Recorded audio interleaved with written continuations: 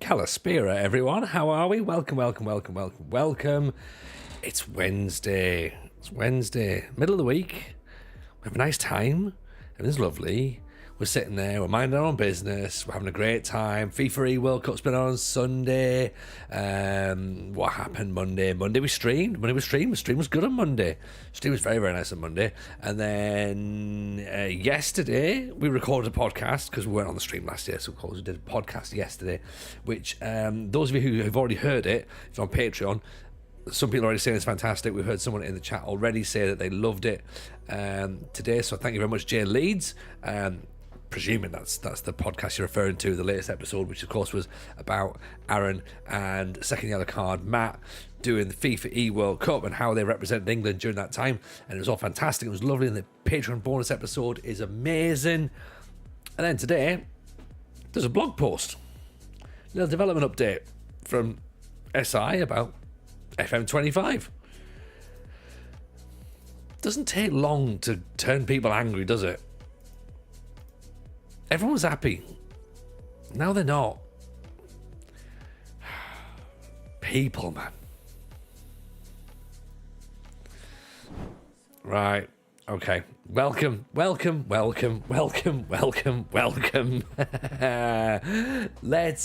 have a talk, right? Okay. Let's have a talk before we go further, okay? Because people are going to get angry for no reason, because people are people. And I almost feel like this is the problem, right? This is the problem. Like, you know when like they say, oh, you know, everyone's allowed an opinion. Not everyone. I think some people need to be like, it needs to be taken off them a little bit. It's like text messages. Should have to charge for them. And then like you'll go, well, is it worth sending that? I think it's a little bit like opinions, to be honest. Let's have a read, shall we? Let's see what the development blog says that has angered so many people. So blah blah. Really nice. FIFA E World Cup was brilliant. Everyone was really, really happy. Congratulations to Indonesia. Commiserations to Sven and Terry, who we love dearly, by the way. That's good. Here's our development update for the world in June. Since then, things have got to change because, you know, things change because the world changes and, you know, stuff gets a bit more complicated. So therefore, we're going to knock the release date back a little bit. Okay, that's fine. Completely fine. You know, knock it back. Not a problem. Work on it. Get the game ready. And then they went, well, we're going to lose international management. And obviously, not many people play international management. Zafakix! Hello, my friend. How are we? Welcome. I love the fact that Zafakix is now streaming FM. He initially did Pez, and that was awesome. And tonight he's doing Brian Lara cricket. What a man. I need to get on that, to be honest. Turn on a laptop. Welcome in. You pull up a chair, you get yourself very, very comfortable around here. Yes, Ben back again. How are we? Remember the PES streams? Of course, remember the PES streams. We remember. Tristan says, get water already. We need to pull up a chair because it's always going to get angry tonight, innit? You know, so let's see how it happened. Tournaments with the lads back in the days, the best sleepovers. Yes, they were. Best way to do it. If you didn't do that, a little bit of Wu-Tang Clan on, then, you know what I mean? What were you doing without all that sort of nonsense? That's the way to do it. So we need to work out, right? So welcome in, by the way, from everyone who's come from Zafakix's stream, by the way. We're currently addressing, before we get into all of our FM stuff, because we're doing a Build a Nation save in Greece, where after 17 seasons at Larissa fell out with us, so we now have to manage Crete. And they're really nice, they're lovely, they quite like us, so it's all good. We're talking about the FM25 development update blog. James and Kathy, welcome in. Nice to have a follow there. And I appreciate that. Peasant Babe Station. I mean, that's the thing, innit? You know, get the free view on, and everyone was having a great time.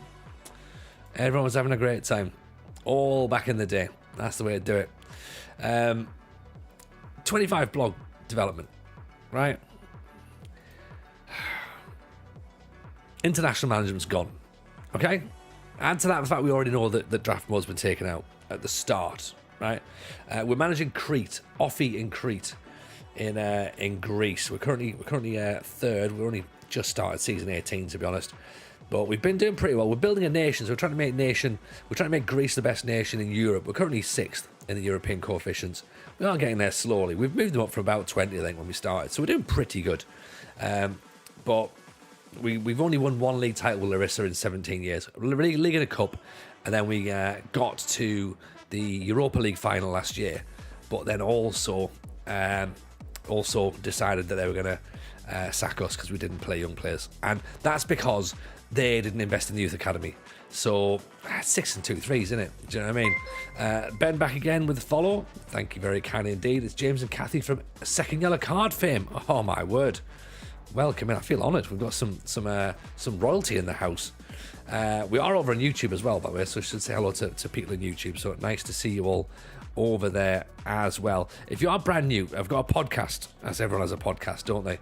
Everyone's got a podcast. I've got a podcast called The FM Show, and it's with myself and RDF Tactics and Sai Maggio, and we are releasing an episode tomorrow, or today if you're on Patreon. But tomorrow is RDF Tactics and Second Yellow Card talking about how they managed England in the FIFA E World Cup. So it's a great episode to talk about. So go and have a look at that tomorrow. Make sure you get yourself subscribed on that. You might know me as the Iron Owl. Makes sense now. Makes sense. Welcome in, Iron Owl. Lovely to see you. So let's look at this then. Let's look at this. The FIFA's on the brain, it. FM25. We know draft mode is going from next year. It's not in the launch. International management will not be a playable mode in FM25, FM25 console, or FM25 touch. It will be in FM25 mobile. Okay? Now, lots of people got angry about international management not being in, despite the fact that nobody plays it. So that's good, isn't it? You know, you can get angry about stuff that you don't use. Where's Tom? Is he back yet? Which Tom? Tom FM? Tom FM. He was there on Sunday. He was definitely there. FM25 is going to be huge with the Premier League rights. Explain. It could be good. But I don't really think it's going to make that much of a difference, to be honest. Or Tom the Tosser. No, he can fuck off. Is it 4% of the player base which play it? Yes, 4%. No, sorry, it's... I've got the figures in front of me. Oh, damn my dyslexia. Where is it? Where's the number? I've just literally just seen it. 5.6% of all FM24 PC saves have used international management, and the number is less on console.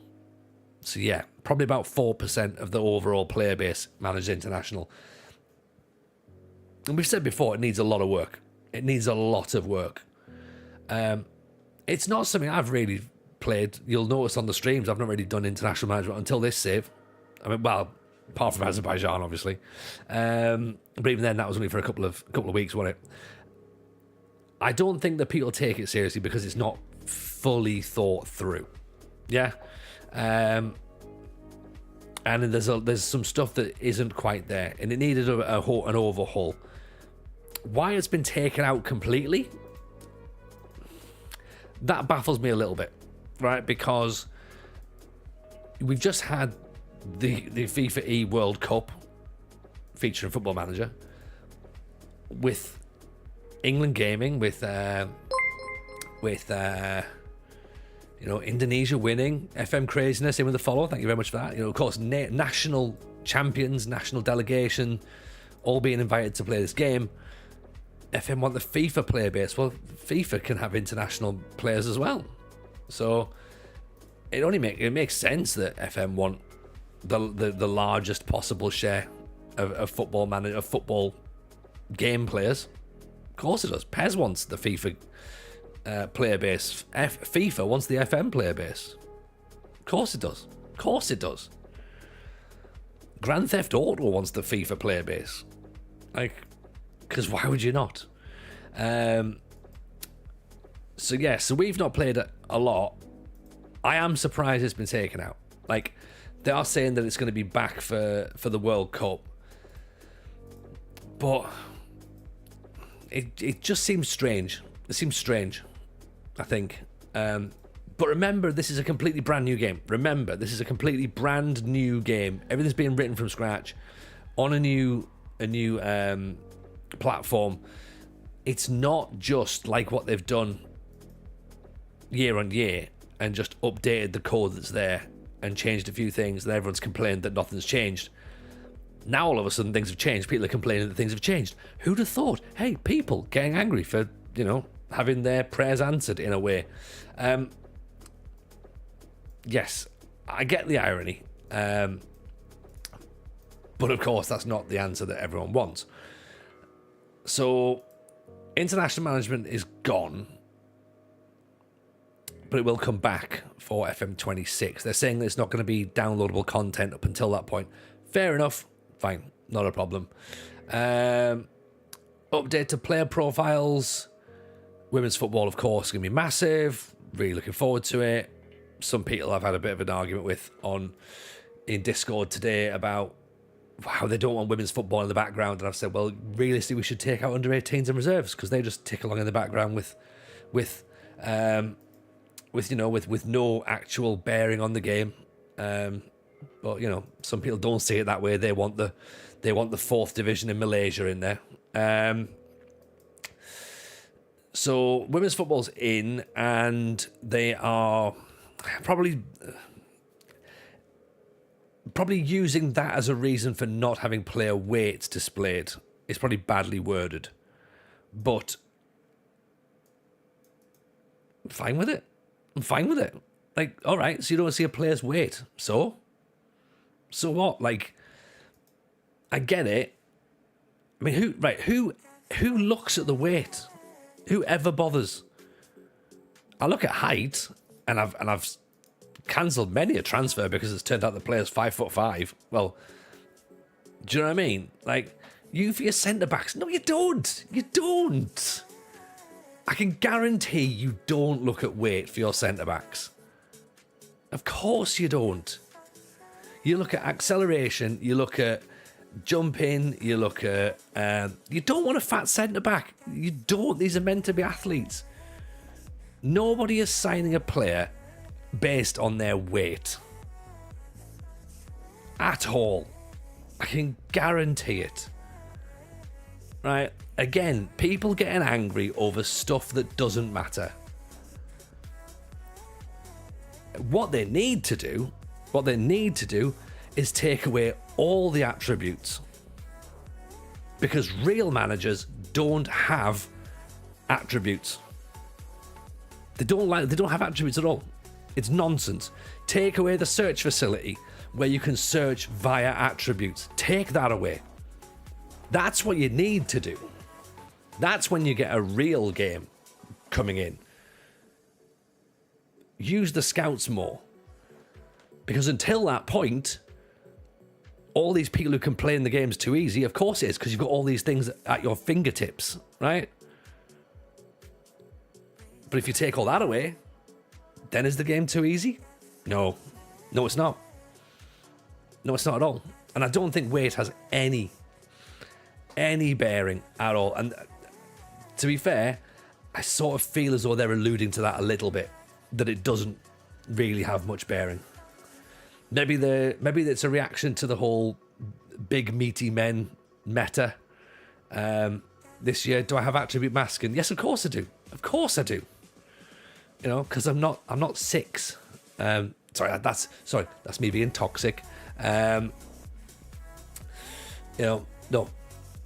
Yes, I do play with attribute masking on because I think that I wouldn't know the player's attributes when I turn up. Obviously, I've got to have some element of attributes on screen because people need to see stuff. Do you know what I mean? Like, people need to see stuff for viewers. But if I was playing it myself, I'd be tempted to go Muster Man at home, like on my own, But I've also got to think about this from a viewing perspective as well. So, but yes, I can't think of a single player I've signed because of a player's weight. Brazilian Fury, appreciate the bits, my friend. Hope you're good. Height is the thing that I go for. Height.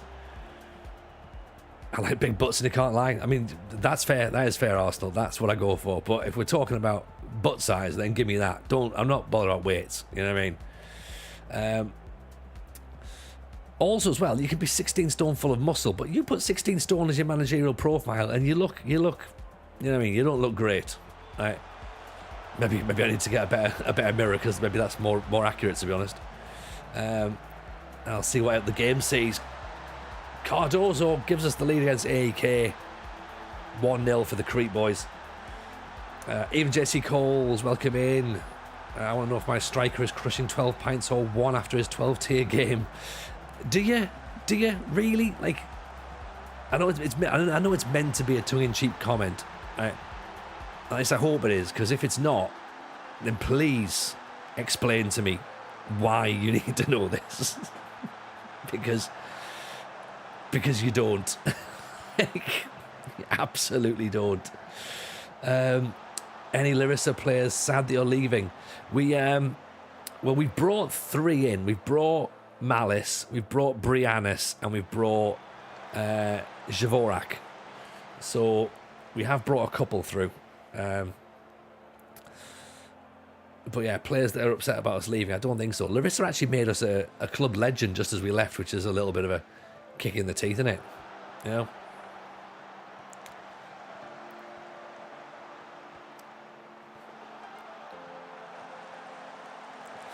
My opinion with attribute masking on AI teams will automatically know what the player is like. Well, yeah, probably. You, on the other hand, need to next a few weeks to scout. Maybe that time the AI have snapped them up. Yeah, maybe, but that's the gamble, isn't it? And that's a little bit like real football anyway. You don't know what information the other team's already got on a player.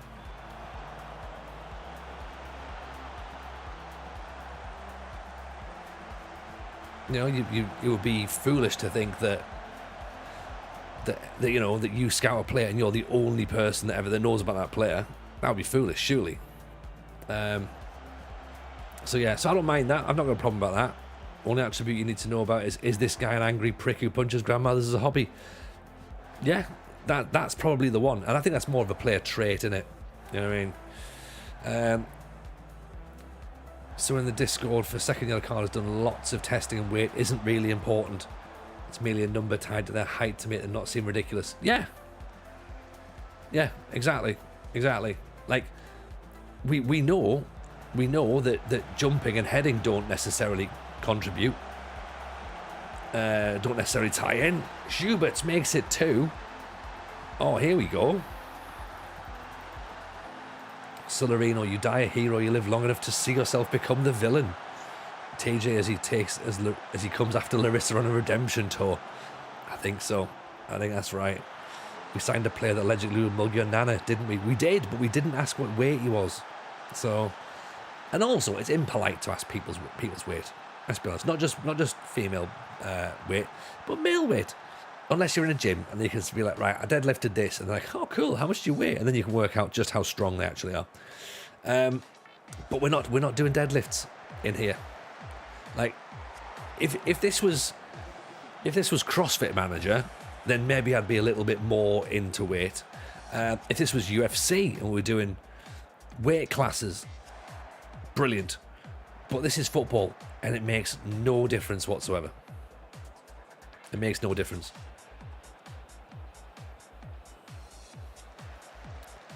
Like, you could probably work it out from...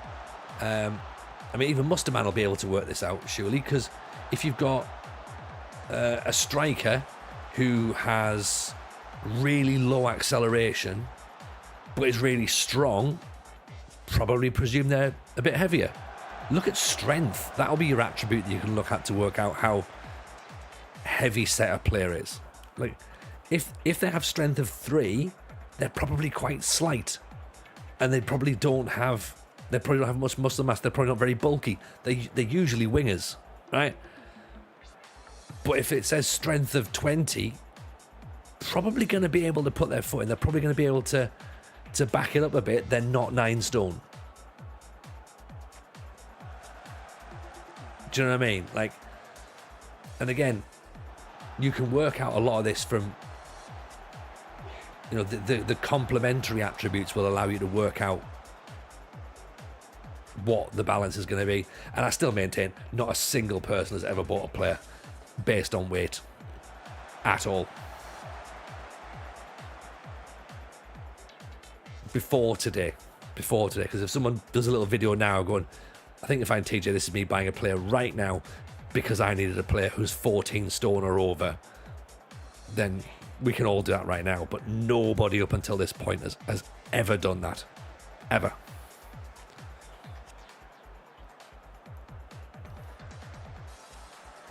Like, it doesn't even have any effect on the players on screen. Like, height does. You can see the height difference. But you don't see a heavier or lighter player. You just don't.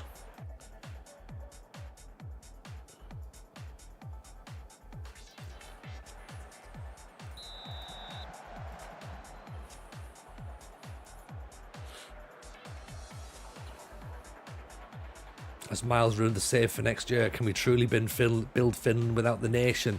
We can do it. It just makes it a bit different. Like, we could still build a nation without the international side.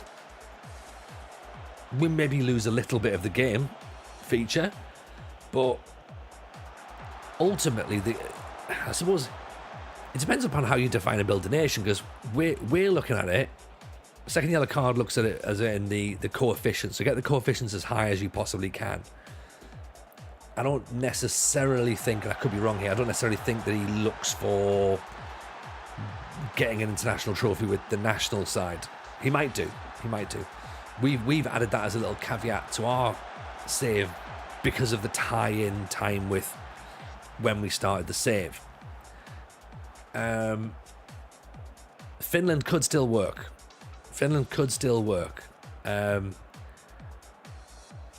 The change of timing could be a concern, potentially, depending upon when it comes out. That could maybe alter plans a little bit. We've got to wait and see for that. What it has done, though, is it's given us an extra little bit of time to finish building Nation Greece. So thank you, Miles and SI, giving us a little extra bit of time to get some stuff done here, which, of course, I appreciate. So that's really interesting. Boone, we're listening to the podcast at work, and this is the first time I've been able to catch the stream. Boone, welcome in. Appreciate it, pal. Very, very kind. Glad you've been listening to the podcast. Hope you're enjoying it as well. Thank you so much for the support. It's always nice to have people who... It's what we're doing. We get a nice steady stream of people who've been listening to the podcast recently and coming in and catching the stream. So really appreciate that. I hope you enjoy the stream as well, by the way. And let us know who you're managing in your current save and who you think you're going to manage going forward. It's always interesting to find those bits of information out from people. Let's keep Mansour and let's make him that false 9. I quite like him as a false 9, actually. Don't know if he's meant to be able to play there. No clash with Nottingham. That's also the thing as well. Maybe this means we get more people turning up to the Nottingham show. So there's a potential for that. That could work nicely.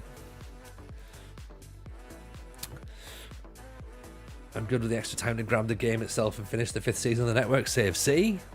You've got to look for the positives here. How's the optimism meter for FM25 in general? Asks Celerino. Probably about where it was prior to today. I've been quite realistic about it. I think everyone who's been in for a while knows my views of, like, we'll see what happens when it turns up. Do you know what I mean? Like, there's no point getting pissy about things now. Like, you know, there's still a couple of months until the game comes out. Loads of things can change. Everyone's expectations were far too high from day one. In fact, everyone's expectations were far too high in FM23 when they announced FM24 and 25 was going to come out. Loads of people were like, "Oh, I'm going to skip FM24, wait for FM25." And now they're going, oh, I don't really like the idea of FM25. It's like, well, you've missed out on FM24 then. FM24 has been great. It caused your own problems there. But optimism levels, I think it's difficult to hear so many things get taken away. I think it is difficult. But at the end of the day, stuff's being taken away that I don't really use. So it's not a major issue to me. That's a huge win, by the way. That is a huge win. We've beaten AK really comfortably as well. Really comfortably. 2-0 up, and then we had conceded a goal just after half-time. Moves us up to second, joint with Olympiacos. They've got a game in hand. But that's a huge result. Huge result.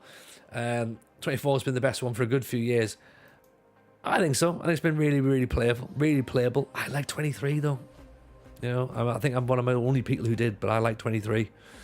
Feels like it's the first one in a while I want to watch the streamers and YouTube players first. It's the biggest leap in game changes since I remember with moving to a new engine. Which, 25? 25 is the one that you want to see people play.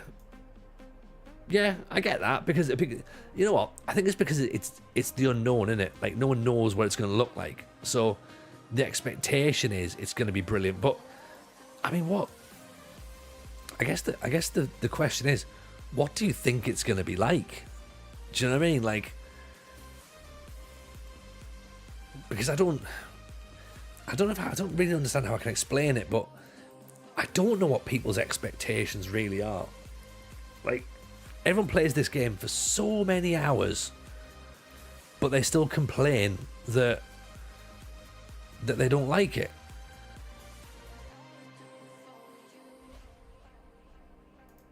Yeah, people expect the world. Like I saw someone posting out today that they've completed a game that took 70 hours. 70 hours. Wow. No one's saying that game's too easy, are they? No one's complaining about that. Like, come on. We get, most of us in this stream, and I know we are probably slightly more than everyone else, because we're streaming it, we're making, podcasts about it.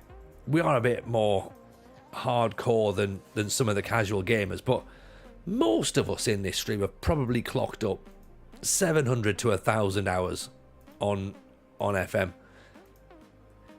That's a bit more than 70. Do you know what I mean?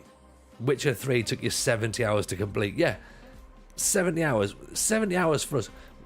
What's that? A couple of seasons? 10 seasons, maybe? What's the point? What's the point?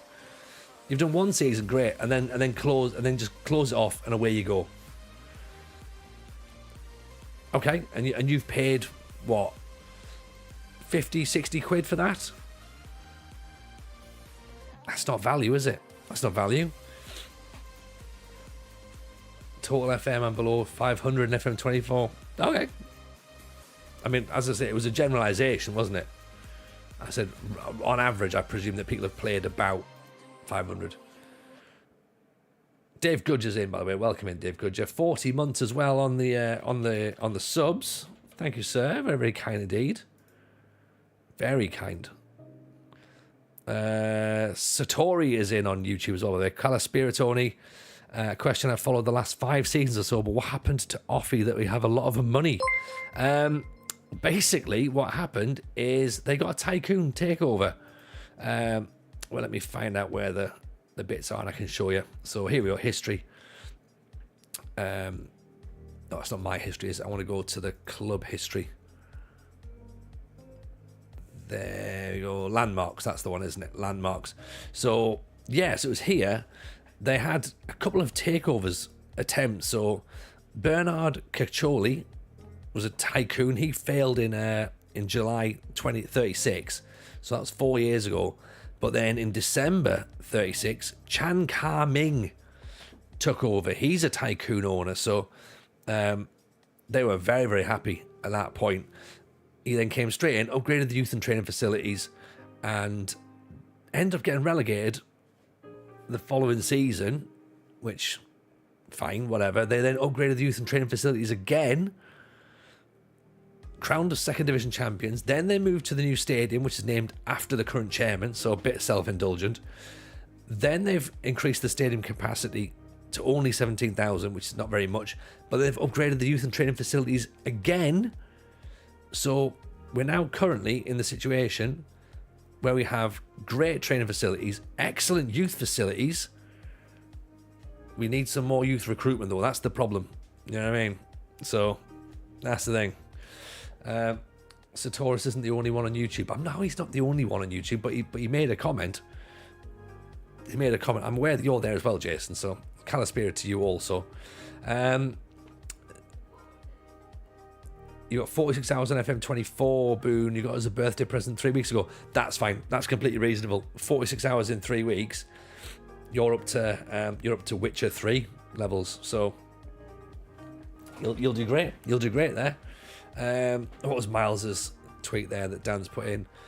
Today, new milestones achieved across all formats. FM24 has been played by more than 12 million players, up 97% year on year. 1 billion matches have now been played, not including Apple Arcade, which they don't have data for.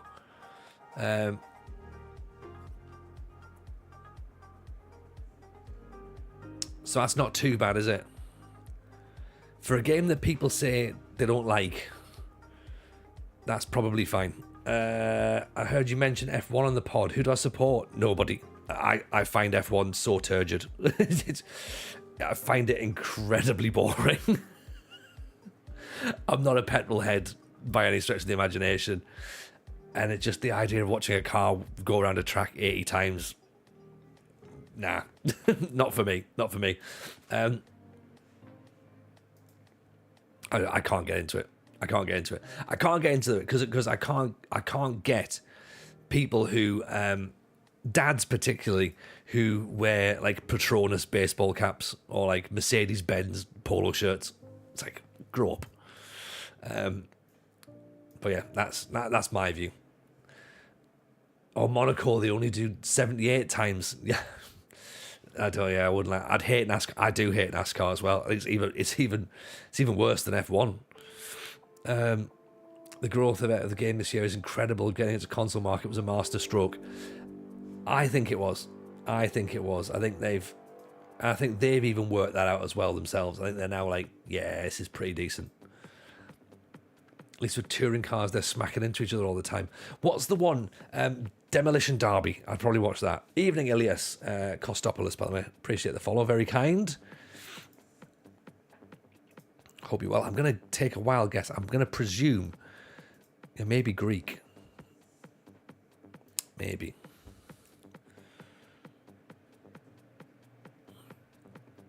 Destruction Derby was a sick game. It was good, wasn't it? On the PlayStation 1, wasn't it? Lupin Shoal, welcome in. Appreciate the follow as well, pal.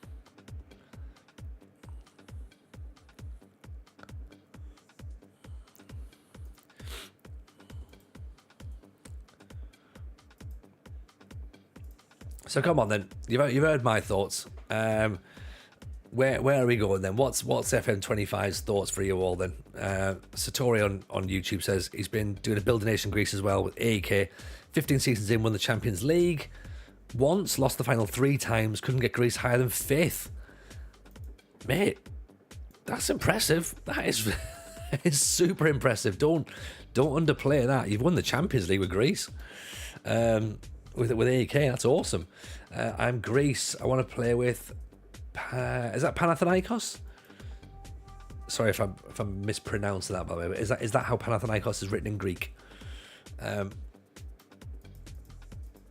Yeah, we're trying to make Greece as good as we can. Unfortunately, Panathinaikos over the last couple of years not had the best time. They've missed out of Europe a couple of times, so it's it's something that they really need to work on, to be honest. Hope the developers aren't working stupid hours. Boo Miles, boo everything. Boo the whole lot. trying to limit my expectations for FM25, says Bravehawk. Sounds like they're struggling to get it done. Is that interpretation though? Or Panachaki? Oh, right, okay, yes. Sorry, yeah. There's a couple of different teams, isn't there? Sorry, my mistake. Where are they? They are, I think, in the second division still. There you go. So Cyril Carley is the current manager. I can't give you too much information about them because we're into 2040, so you'll not recognise any of the players, I'm afraid. So Lucas Petrakos is a club legend. So, but he's a new gen. Just them dropping so many things to get the core game ready. What would you rather? Okay, right. Here's a question, and this is not loaded in any way, shape, or form. Would you rather have?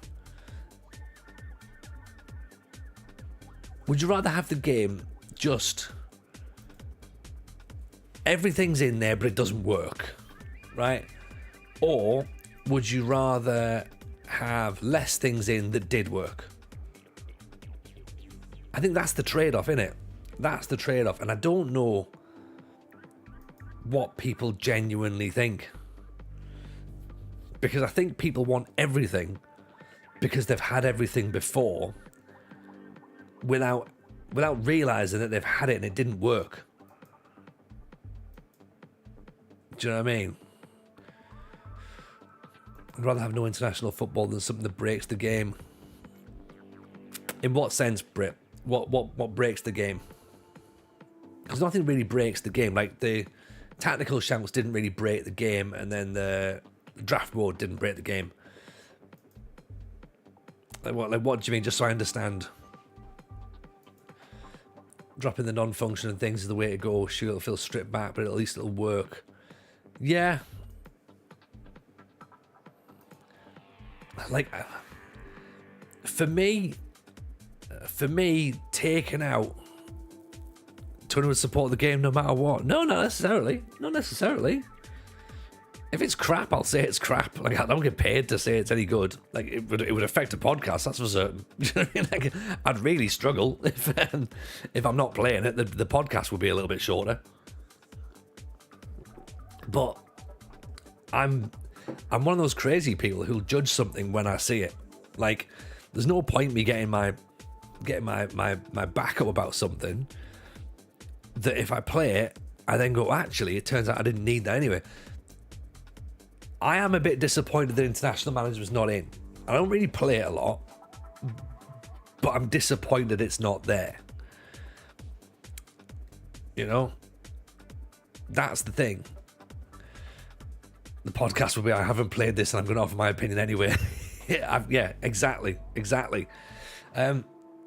Like, that's where I'm at.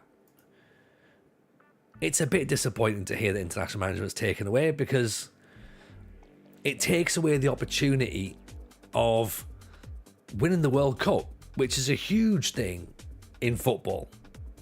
Do you know what I mean? Like, it is a thing. It's an absolute thing.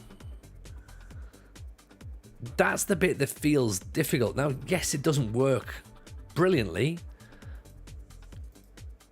Would I be desperate for that to be taken out? Probably not. It wouldn't be the top of my list to take out, but I also don't make video games for a living, so I don't know. Like, you know, would I rather they take it out and fix it and make it better? Yes. Is it going to be something? Okay. Here's the difficult bit. I think I've worked out another thing here. Here's the difficult bit. What happens if International Management's taken out? They work on it, they fix it, they make it better, they put it in an FM26, and still no one plays it.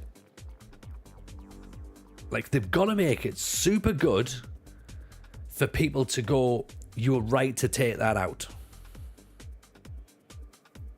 Do you know what I mean? Like, because without it, if it just comes back in and it's not too different from what it is now, I think that's when people will get pissed off. And they'll be going, well, why did you take it out if it's not changed a lot? I agree it's the natural progression as a manager.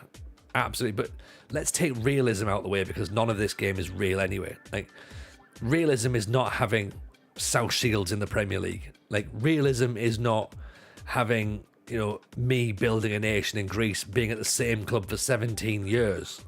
That's not realism. You don't get realism on FM. Realism is not winning anything. That's realism, and no one wants realism. People want pseudo-realism and escapism. That's what they want. They want to be able to do things that nobody else can do, whilst also believing that's realistic. So yeah, so for me, how weird, I'm on a rise of the hometown club called South Shields, yeah. But that's the thing, Kesh, that's not realistic, is it? That's not realistic. Like, people want to win. Exactly, Dean. Exactly. That's what it is. It's not about realism. People don't play video games for realism. People play video games for the chance to do something that doesn't happen in the real world. I don't play UFC for it to be real. Because if I did, then all of my matches on UFC would be over within 3 seconds. Because I'm not a UFC level fighter. Right? Why would I do that? Why would I create my character, put them in the game, and then have them dead? Do you know what I mean? Like, that's not... You're right, Arsenal, yeah. People play video games to just sign players based entirely on their weight. What do we think that people... What's the question here? What do we think that people are going to... What do we think they're going to dramatically overhaul? Zeep says, training schedules, ability to gain tactical familiarity, rest players, make the tournaments feel special, specific graphics, songs, sounds.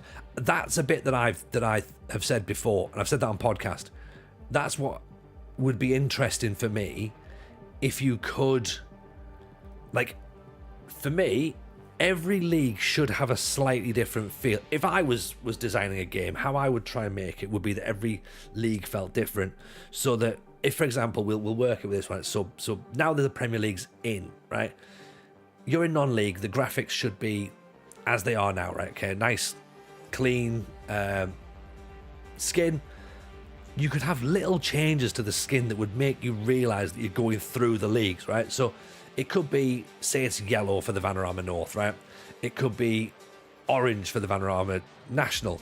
It could be like league dependent. So when it gets to the Football League, maybe there's a couple of different things on the screen that you get that you didn't get before. Then when you get to the Premier League, it's different again. It's Premier League branding, possibly. Like, that would be interesting to make it feel like you are progressing on the game, because there's no... What I think is that there's no way of differentiating when you start in the lowest leagues to when you're at the top. The game still looks the same, because it has to, because it's a UI. I get that, but it would be interesting to work out if that could be possible, how that could look, and how that could be used.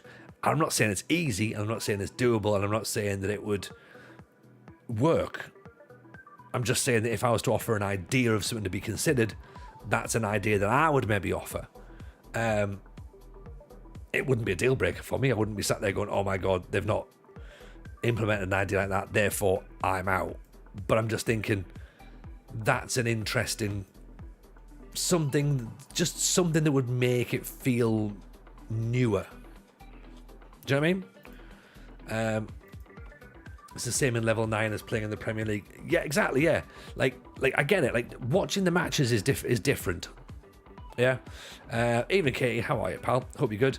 Like playing in the league, different leagues is different. Like Serie A plays differently to the Premier League, plays differently to the Bundesliga, for example, right? And yes, you know, all those leagues do play different, but it would be nice if there was a little visual indicator as well that things were changing a little bit, just from an aesthetic point of view. Yeah. Would it be possible for modders to create separate skins for each league, and would you swap them around depending on what league you're in? Oh, I think Musterman could answer that question. That sounds like a lot of work, because it does sound like a lot of work. Even the idea I've said sounds like a lot of work. That's why I'm saying I don't know whether it would be anywhere near consideration. I'm just trying to think of something that's interesting, you know. Good, yeah, I'm not massively convinced that anything will be massively overhauled. There's a new user interface, match engine. Will not see much too different. I mean, they are pretty big things though, Dave. A new user interface and a new match engine are pretty big things to change. That's essentially what you mean is a new game, and that's it. like it's a new game, you know. And if you're making a new game from scratch, that is a massive thing.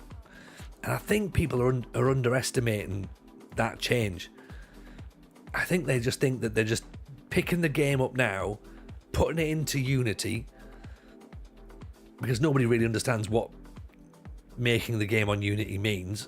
I don't know either, but I know it's different. Like, I imagine it's trying to build everything. It's like taking stuff from Windows and then trying to put it into a Mac. Like, do you know what I mean? You can't just pick it up and move it. It's got to be done differently. Dave's point was in relation to national management specifically. Okay, cool. Thank you, Dave. This is why I've got Zeep here to keep me in check. Not expecting too much of an overhaul. I don't expect too much of an overhaul either, but then I don't think I'm going to be massively disappointed. Like, I'm fine with how it is at the minute. Honestly, like, I'm gonna ask a stupid question. What needs improving? Like, if you were given the job right now to make a list of what needs improving, I'm all ears. Because some of the stuff I think, oh yeah, I'd really like that, and I just go, it's just a game, innit? Like, I almost tore myself out of it. How easy is it to get new people in the game? That's an interesting one. Yeah, I'd like... Yeah, maybe like a different sort of like... But then again, you've got loads of like tips and advice during the game. Potentially the new UI should help that, to be honest. Like, if it's a bit cleaner and if it's a bit more... I'm going to use the word strip back. What I mean is cleaner, less cluttered.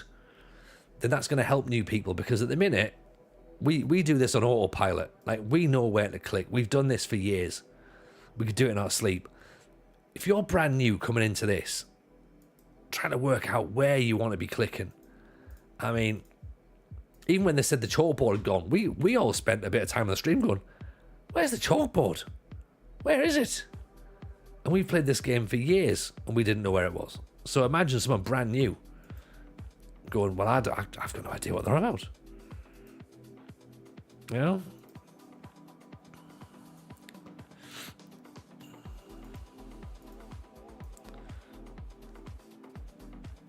Well, Musterman's answered the skin in question, by the way. You could create separate skins. Some people will want to play the game, sleep, enjoy life at some point, though. Yes. But as a skinner, I don't want you to, Musterman. I expect you to be awake forever and always be at my beck and call when I want skins done. So that's... I don't know if that's doable or not for you. You know, a match engine that isn't broken by a 4-2-4 or gegenpress, but again, that's real football, though, isn't it? That's how it is. That's finesse shots in FIFA. That's, you know, certain moves in WWE, certain moves in Mario Kart. It's a video game at the end of the day. It's you can adapt to it. You can adapt to it. You can counteract it. But take that out of real football as well, because most teams play a 4-2-3-1 or a 4-3-3. And a 4-2-4 is kind of like the advanced 4-4-2, really, isn't it? From real football. Ipswich aren't going to twat Man City 5-2. They're not. But then again, there's always outliers in real football, isn't there? There's always the odd result that's a bit iffy. I don't know. I think there's just, I don't know how the tactics are done and how the weighting is and how it's put together. Like, personally, I'd like to see English players brought down a peg or two, but that's not going to happen, is it? You know? Yes, Alice. How are we, friendo? Hope you're good. Welcome. Obviously, if you're not following Alice, then why not make it one of your missions today to go and follow FM Girl. She's an absolute legend. Give her some love. Odd result is fine. The match engine gets totally turned arse backwards. A couple of wide overloads. Yeah. Okay, I get that. But it's a game, innit? It needs, like, all games have got exploits in, and we'd all love a game that doesn't have an exploit. We'd all love that. But someone's going to find one somewhere, innit? I don't know how or where, but someone finds something. I don't think you're being picky. I think it's a fair comment. I don't know how easy or difficult it is to do what you're saying, though. Because I don't know. And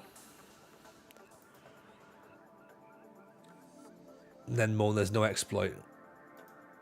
Well, that bit I can't comment upon that bit.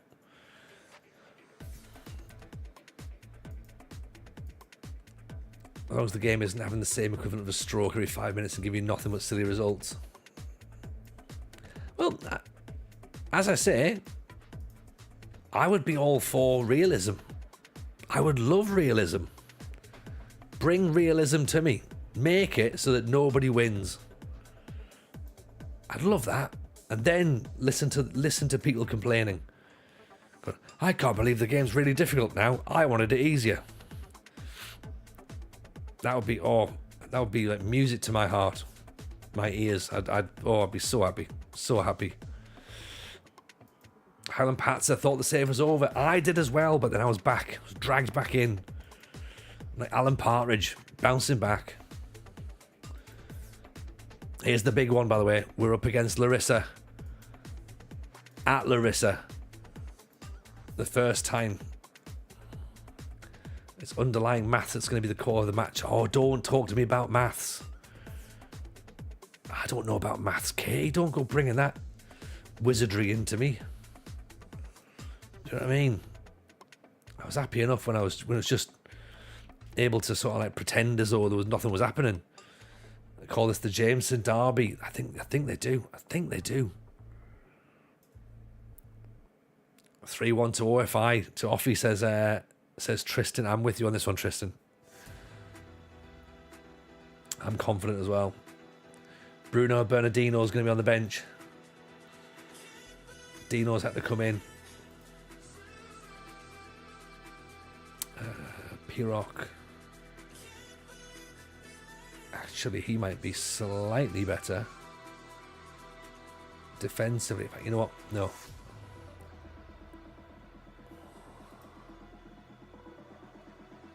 Acceleration. Oh, he's only 11 stone. Oh, Musterman's skin keeps flickering. I think you need to download the new one. I think there's usually an update on it. So I mean, the man himself's in the chat, so she'll be able to help you. But I think it might be a case of just getting the new one downloaded.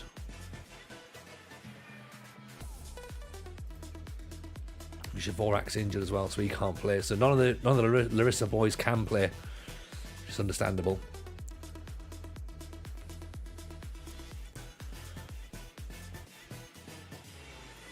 is the new one. Oh, okay. Well, in that case, I don't know then. That's confused me.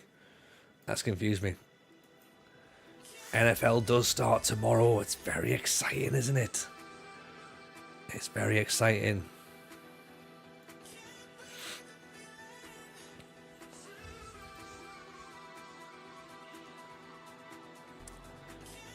Anyone who moans about realism should play full matches outside in the rain on a Tuesday.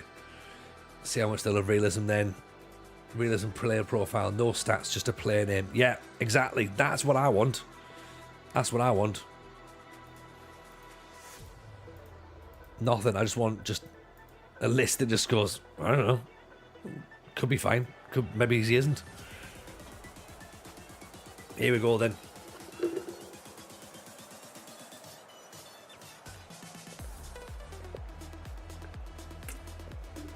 Four, 2, 3, 1. Chiefs and Ravens tomorrow's a great kickoff. And Eagles Packers Friday.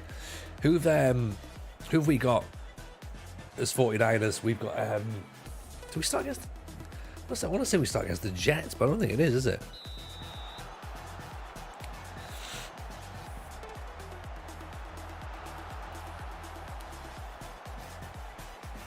It is the Jets.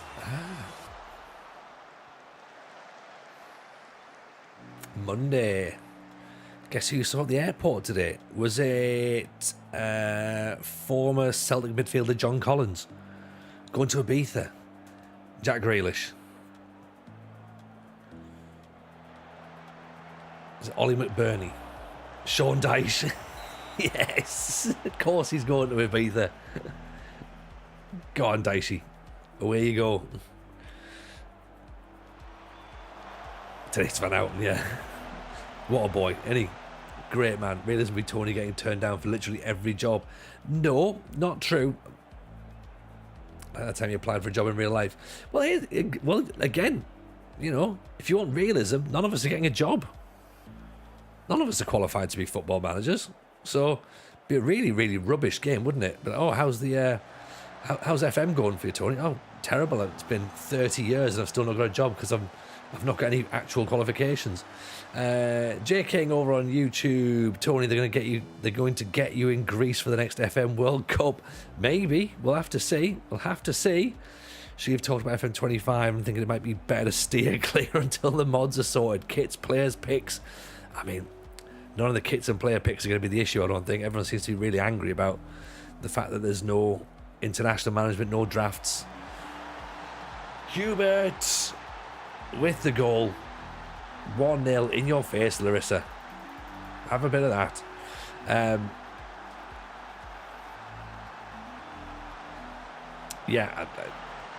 FM25 is going to be whatever FM25 is. And at the minute, there's not enough information to base an opinion on.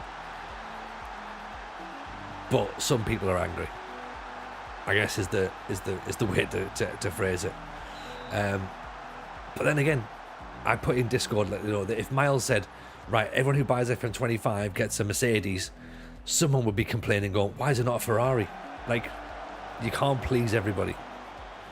And I don't think that SI should try and please everybody.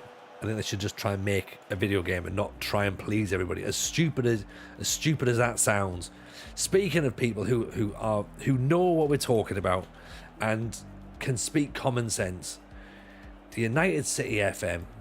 Kev, how the devil are you? Hope you're well. Soccer with Brian, by the way. I've seen your messages in there. I'm sorry for not acknowledging straight away. Hope you're well, brother. Hope life is treating you good. Hope the family are well.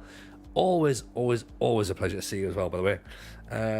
Missing the old times that Panaki was in the top of the league. It's been a while, hasn't it? But hopefully back one day. Kev, how is life treating you? Are you on the mend physically? I know you're still not fully streaming just yet, but is life well? Is Mrs. United City good? Oh, he's put it over the top, hasn't it? Kev's full of rage. He will be. You know, Creator Club is the biggest miss, says J King on YouTube. It's revitalised my love of the game this year. You know what? Not a mode I've played. Aaron's just started one on his last Twitch save. And I can see the benefit of it. I can see the benefit of it. Not something I play myself personally, so I can't really comment upon it. Versus mode is the one that I thought I was going to have a great time with. And again, I didn't. I'm sorry, I've got really itchy nose. I didn't play it a lot. And then when that was taken out, I was like, oh yeah. Yeah, I should have used that a little bit more, shouldn't I? To be honest. I love the idea of it, but yeah, just doesn't really fit in with the way I play the game, to be honest.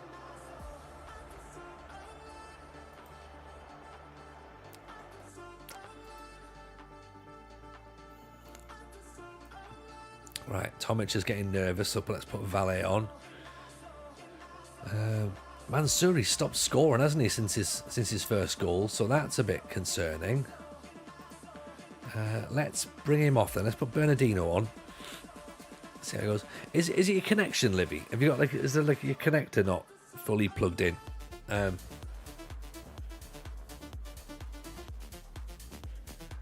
put Del Sheki on for Ako. Maybe the wrong option, but we'll see. Give Bernardino a run out.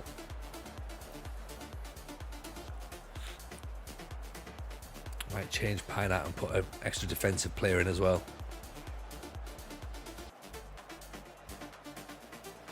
Is it Bosch?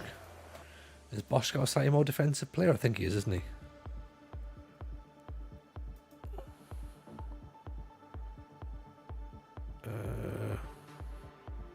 Pirok, there you go, that's the one I want. Yeah, he's aggressive. Let's put him there as just a DM, just to defend things. Time away was lovely. Thank you, Kev. I mean, I could do with a holiday now as well.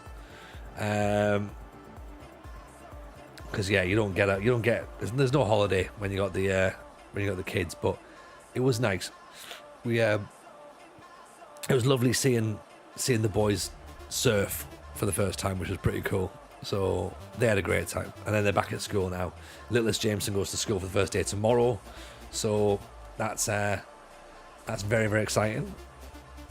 So yeah, it's been really, really lovely, really lovely. It's weird that the 6 weeks holidays are now over. Genuinely felt like it was a bit. Oh, are they done already? Okay, fine.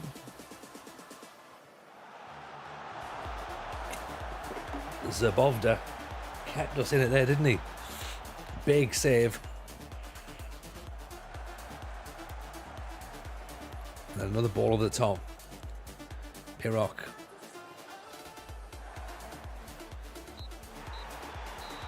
Huge win. Revenge is a dish served Greek. Yeah, get it up, you Larissa. Get it up, you.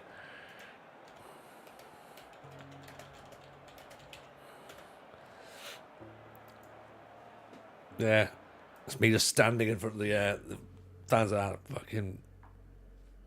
Yeah, giving it the big one.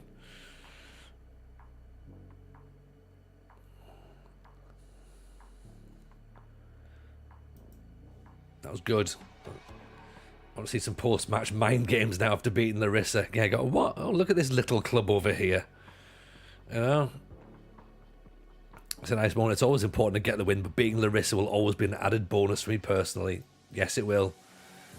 Media running out of superlatives to throw at us. It's because we're brilliant, that's why. Well, they've emptied the stadium pretty quickly, haven't they? Do as soon as and plant a flag. I've took a shit. I took a shit on the centre circle. That's what I've done. You smell of poo. Yeah. Celebrate his victory against his former employers. There we go. And he left Crete to go and join Larissa. So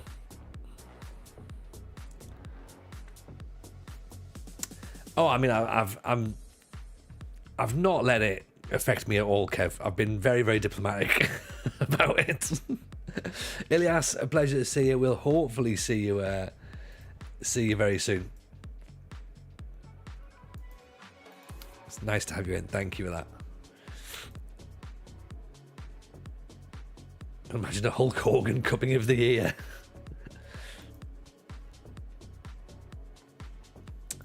Yes, I believe so. I think they've got some answering to do, haven't they? I think they've got a couple of questions that they might have to look at again and be like, were we being hasty? I've wiped my arse using a Larissa shirt, yeah. Threatened Jude Bellingham to turn up.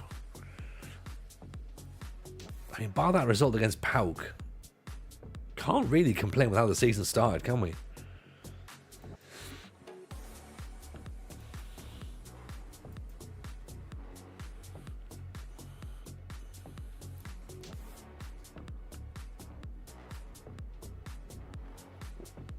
Oh, they banged Gyros at Larissa. That'll show them. That'll show them properly. In fact, actually, I think that's it's almost fighting talk. I don't know if we should really be able to do that. You know, it feels a little bit too far. It's not the fans. The fans don't deserve the like that level of retaliation. They shouldn't be punished for what the board did. So I can't take the gyros away from them. Take the gyros from the board though. Board get no more gyros. None at all. But it looked like Okoye has gone to AEK or possibly been linked. He has. That's an interesting move, isn't it? 275 grand.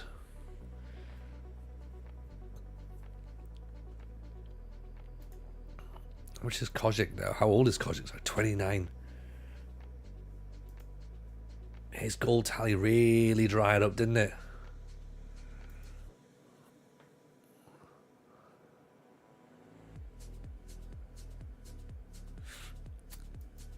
Terrible business. Well, this is almost what we expected was going to happen, wasn't it? That Larissa were going to spend badly.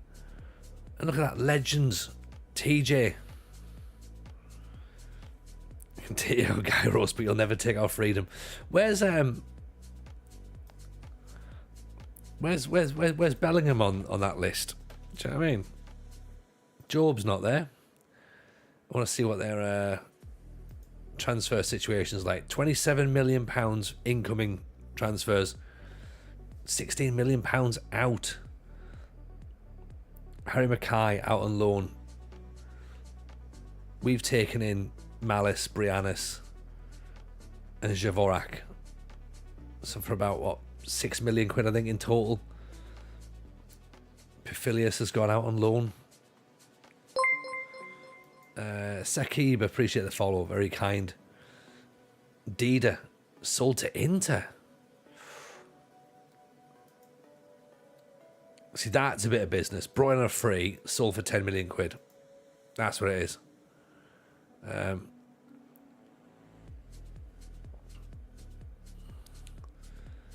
I think we're all right, thanks, Sakib. Like, you know what I mean? It's a pleasure to have you in, but I'm all right. Wolverine manager's got no idea how to buy and sell players. Larissa is doomed. I think they might be. They could be.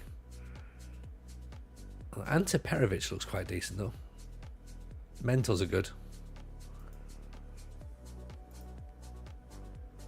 Max Bogovic. Very determined. Good first touch. Physical winger. But how much does he weigh? That's what we need to find out. Tarek Mezic, that's the one that we just briefly looked at as they were busy wrapping the deal up, but he looks reasonable.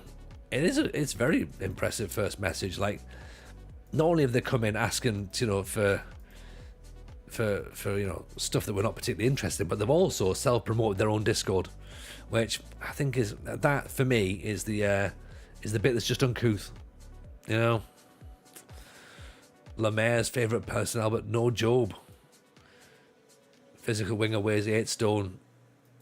So human, very concise, very convincing. Yeah.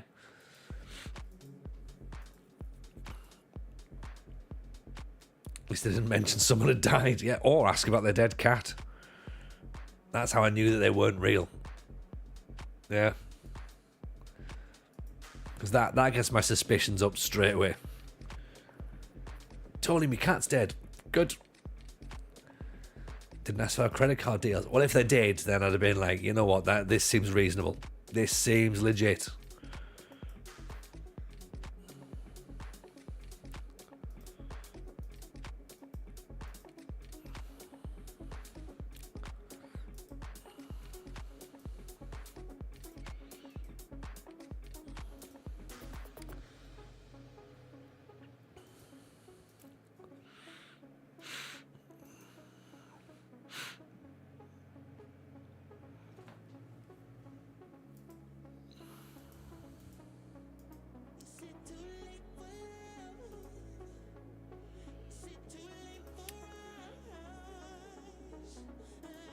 I think that's probably fine, isn't it?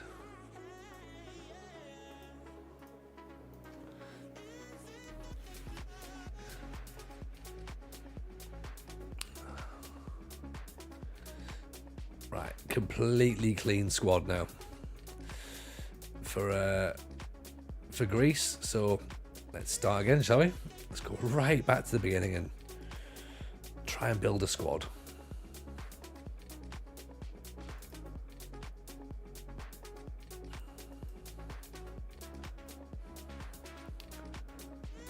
Vinicius, Colzos obviously in there. Right sided. Maybe we put Osmanaloy in because he looks pretty handy. Like, I know he's a Larissa, but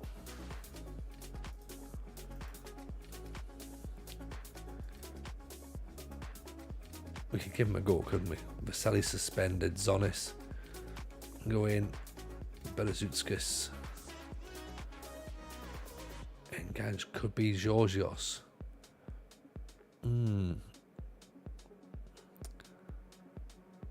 Like, oh, Alvis. Oh, he's only.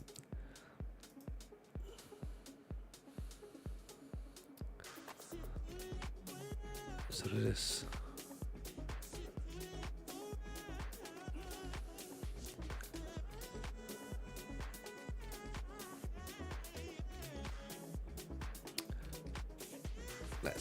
What is this? Oh, it's Nations League. Okay, so we're going to have to try and take this relatively seriously. Not completely seriously, obviously.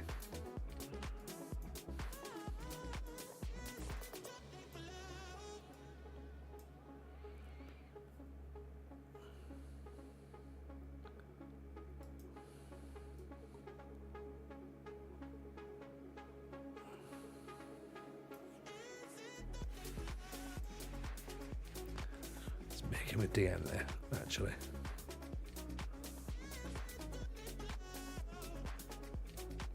Try that. See if that works. It's advice, not advise. Oh no, it's definitely advice. It's definitely advice. Now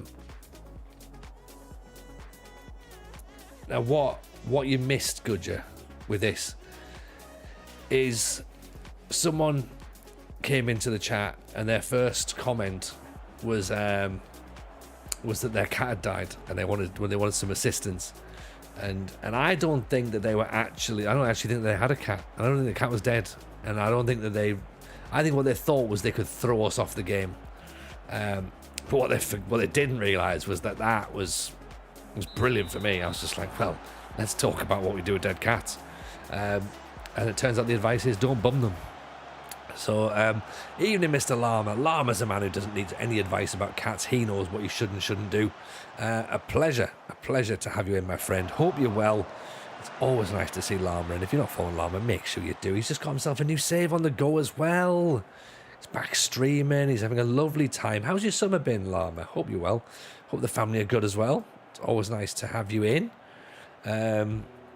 What do you think about Birmingham City at the minute? They seem to be smashing it in League One. The Man City of League One, aren't they?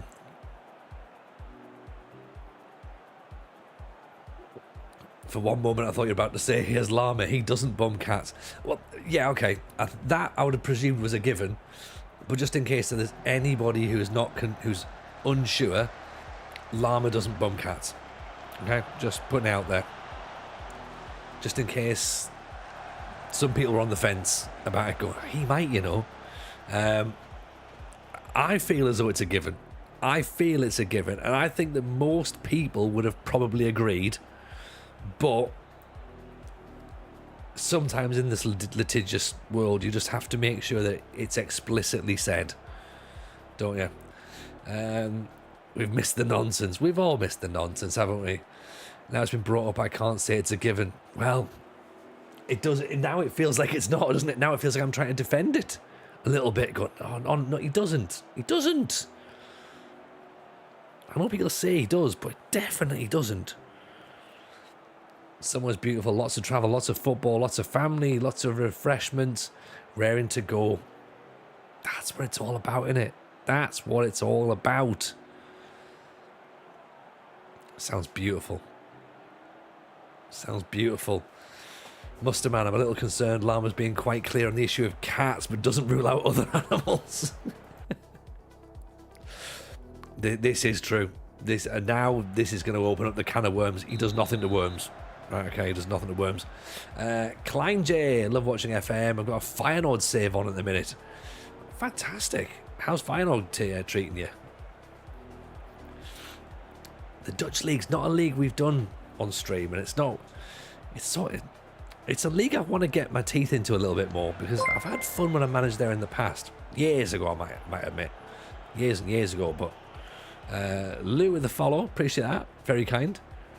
Yeah, I feel as though it's an underutilised league by me, the Dutch League. Same as Portugal, actually. Maragos. Oh, dreadful. Is it a corner? God for that, otherwise that was the worst shot in the world. Great bit of play, though, by the way. Ball's played in, cleared out. Georgios. Berezutskis. Good cross in. Maragos gets his head up. Headed away. So what did everyone... I'll go through animals one at a time. Yeah, if we can do it, yeah. We're going to start at worms. Interesting, we're starting at worms. Going backwards, I like it. I like it. Keeps us all on our toes, because I think it's going to go ants, aardvarks. Well, aardvarks first, isn't it? Changing from don't bum cats to don't bum animals at all. Yeah, but maybe we're getting a little bit too specific now, Dan. We can't tell people how to live their lives all the time. There's some element of personal responsibility, surely. UAE is the United Arab Emirates. That's a great... What a goal! What a goal! TJ ball in Greece. Oh, name a better combination. Look at this for a goal, by the way. Lovely turn there by Stabby. Inside the Zonis. What a ball. Georgios, sorry. Great ball. Brilliant finish. 1-0. Get in. It's interesting that we're not playing France today. We normally do.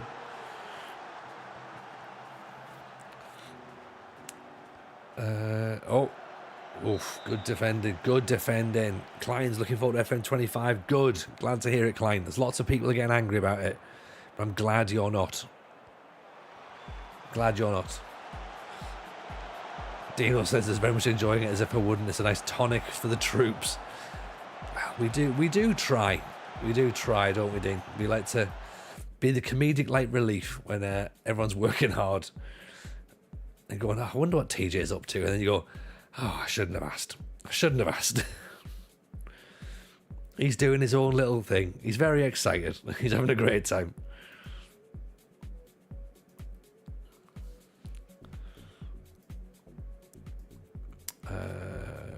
Right, let's move him back a smidge. He's on a yellow card, so he's probably going to get booked again. Let's put Valvis in then. Stabby's tiring. I don't want to make too many changes, but at the same time, I want to see what some new players look like. Let's see what Savalas looks like, shall we? For Osmanaloy. I have a preference between odd-toed and even-toed hooves. Oof. Tapirs are underrated. I mean, this now we're getting articulate, aren't we? Getting into some specialisms, aren't we? Oh, look at that! He's been mugged off. Tries to be too smart. It's Vinicius. Oof.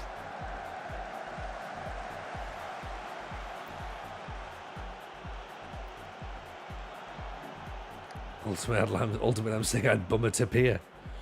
I mean, that was written on the wall, wasn't it, the other day after the FIFA E tournament? So I don't know whether you've done that because it was written, or whether it was written as a statement and you went, oh yeah, that's true. Klein, I'm off. Short one. Alarm goes at 7. Go to bed. Check another time. Yeah, no worries at all, dude. Pleasure to have you in. And yeah, please do come and check us out. We do Mondays, Wednesdays, and Fridays. Podcast, of course, on a Thursday. Appreciate the follow. That's a dreadful goal to concede, isn't it?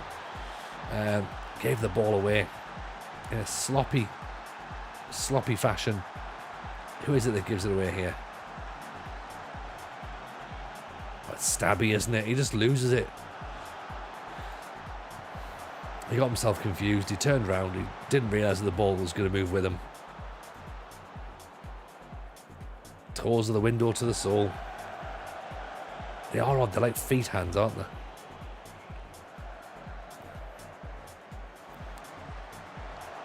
Feature request, says Soccer O'Brien. Wait until the ball's cleared before I get onto it properly. Stabby brings it out. Zonis. Colzos. Oh, giving away. I feel this is going to be 2. Nope, well accepted.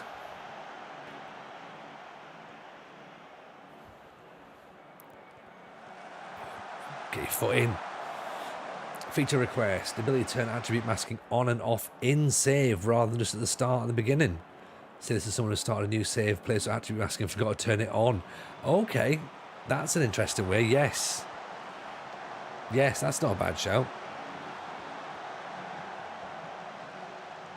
Could you do it as the game goes on? You could technically change the colours of the attributes, couldn't you? So you could maybe not see it, but that's not quite the same, I suppose. Is RDF demanding a bigger podcast appearance fee after the World Cup? Honestly, Kev, he's a right diva now. I mean, he's got demands, he's got so much. He's being followed left, right and centre on social media. He's got Gianni Infantino posting out about him on Instagram. He's got, what's he called, Goldbridge or whatever, the angry Manchester United fan. He started following on Twitter this week. Big Sam reposting him. Oh, he's gone beyond our level now. So, did he mention if you heard back from Herman Miller about a chair? I'm not sure what that reference is, but probably he'll probably get a chair. Oh, he wants a new chair, doesn't he, for the office? Penalty. Sunglasses indoors. Yeah, it is. Yeah, he drinks Ciroc vodka now as well. He's an absolute monster. Diamonds in his trainers. Yeah, he's just Johnny Big Balls now. Zonis. 2-1. Nations League's ours. We're going to win the league with OFI, and we're going to win the Nations League. Smokes Consulate. Yes, he does. Yeah. Next thing we're telling you to tell everyone about the podcast Patreon. You know, yeah, we made me to do it. Yeah. I mean, the thing is, look how slick he looked though about when he was doing the press conferences. So he can do it.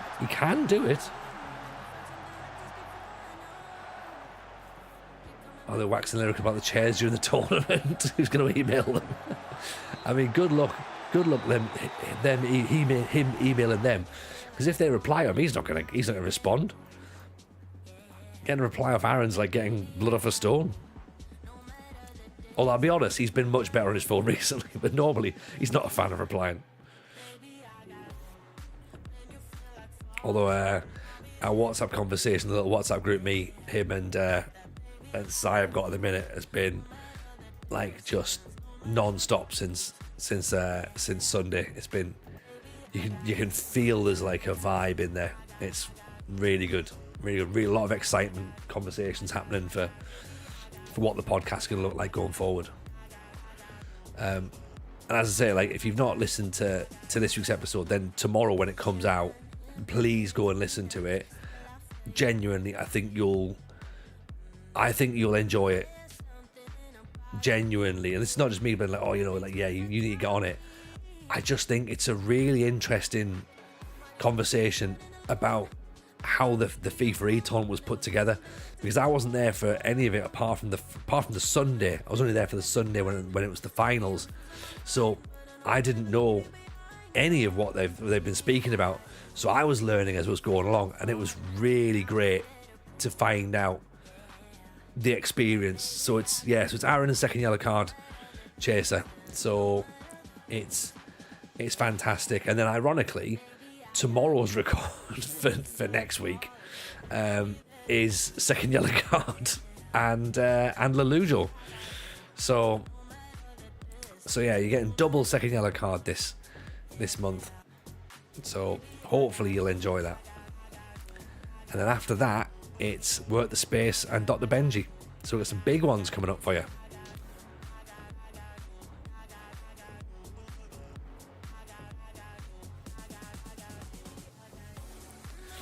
Look forward to hearing from Kev. I think we all do, to be honest. Yeah.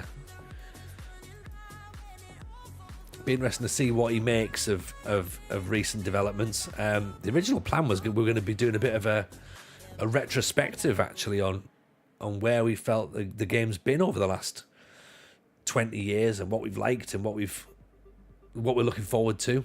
So it'll be very, very interesting to see what that conversation looks like, because by the time next week comes out, you know, we don't know whether there's any more information that's going to be available. So we don't know. At this moment in time, we speak about one thing, but then next week, who knows where we're at. But yes, we're very happy that Ben's back on. So we've missed him. So it'd be nice to hear what he's got to say as well. Wayne Wonder getting the ticket for the show in Birmingham. Looking forward to it. Yes. I don't want to tell you all the good news, but Birmingham's going to have some guests. Some guests, not even just one guest. Some guests. Which I'm sure you're going to like. I'm sure you're going to enjoy. I'm sure you are. I'll be very upset if you don't enjoy it. If you don't enjoy them. But if you don't, that's fine. That's completely fine. You know, you're entitled to not enjoy, but as I say, but I would be quite surprised. Is Big Sam one of the guests? He's all the guests. We were going to get more, but then he just went, nah, I'll just do it all. So it is the 27th of October is the Birmingham show. Let's just do the links, shall we? It's a nice early one as well. 5 o'clock in the evening till 8. So it's not a late one. It's I believe they call it. It's almost a matinee, like an early evening. I'm not going to the live show, but I'll give an opinion on the guests. Thumbnail one guy won't enjoy it. He hates the idea of it. He hates it. And if you can't get to Birmingham, then we've got Nottingham on the 4th of November, which doesn't clash with the launch of FM25. So there we go. Who would have thought? Who would have thought we'd managed to get away 1 year where we don't clash? So I'm expecting more people turning up to the show now.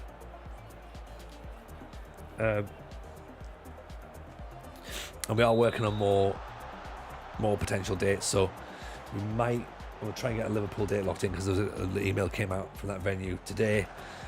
I'd like to get one in Scotland, so I sent a couple of emails to some venues in Edinburgh and Glasgow just before the Fringe, so they were all very, very busy at that point, so I'll chase them up. And we could really do one in London, so if anyone knows a decent venue in London that will put us up, no more than 100 seats, that'd be great. And I'd love to go out to Belfast, but you know, we'll have to see what the situation's like with you know, flights and accommodation and stuff.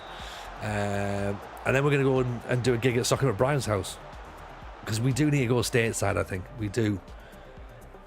I would do it. I would 100% do it.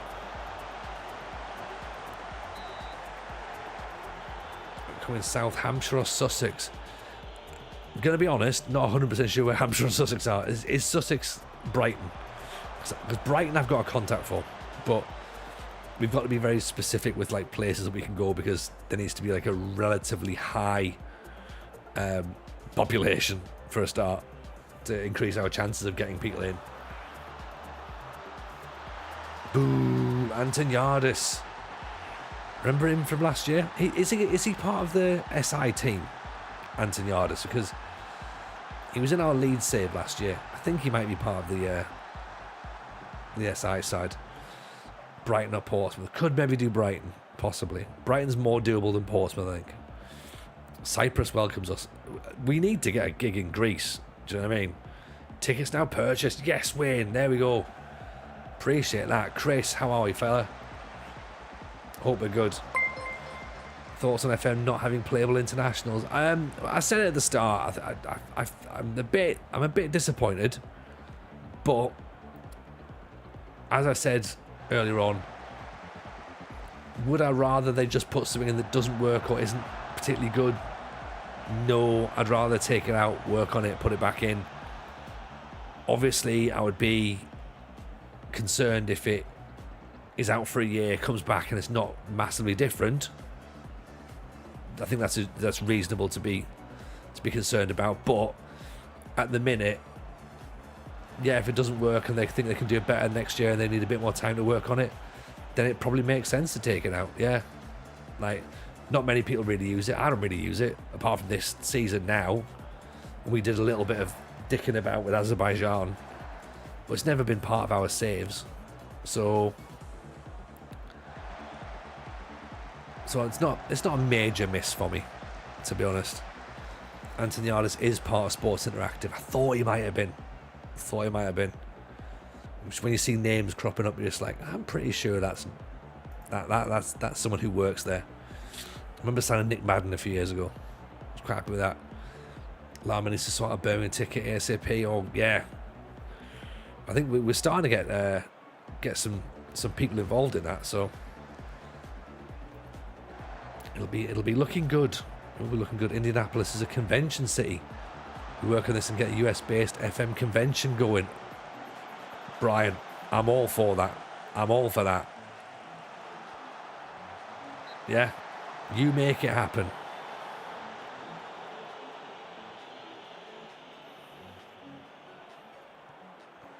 We can probably get Zealand to go to Indianapolis to make people turn up for it. And Kev will do it as well, won't he? Shame there's an international break. Enjoy my weekend with the Sunderland win. Yeah, but I think that we need the international break to lower expectations, because if we keep winning, then all we're going to do is convince ourselves we're going to win the league, and all that ends up is in heartbreak. And I never like an international weekend, especially at the start of the season. It's so rubbish. Do you know what I mean? Just like, oh yeah, we're done now. Brilliant. Thanks. Away off to the international friendlies or the whatever it is, Nations League. Nobody really cares. So there. Pilgrim, how are we, buddy? Sorry, I saw your raid as you popped in there. So sorry, slight delay on the shout out there. Stream's going good. Good, thank you. Crete is doing us nicely, to be honest.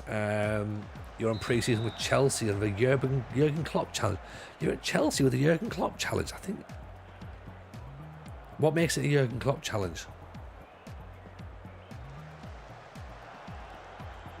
Finished second in the league on the last stream and now favourites to win the title. Get in.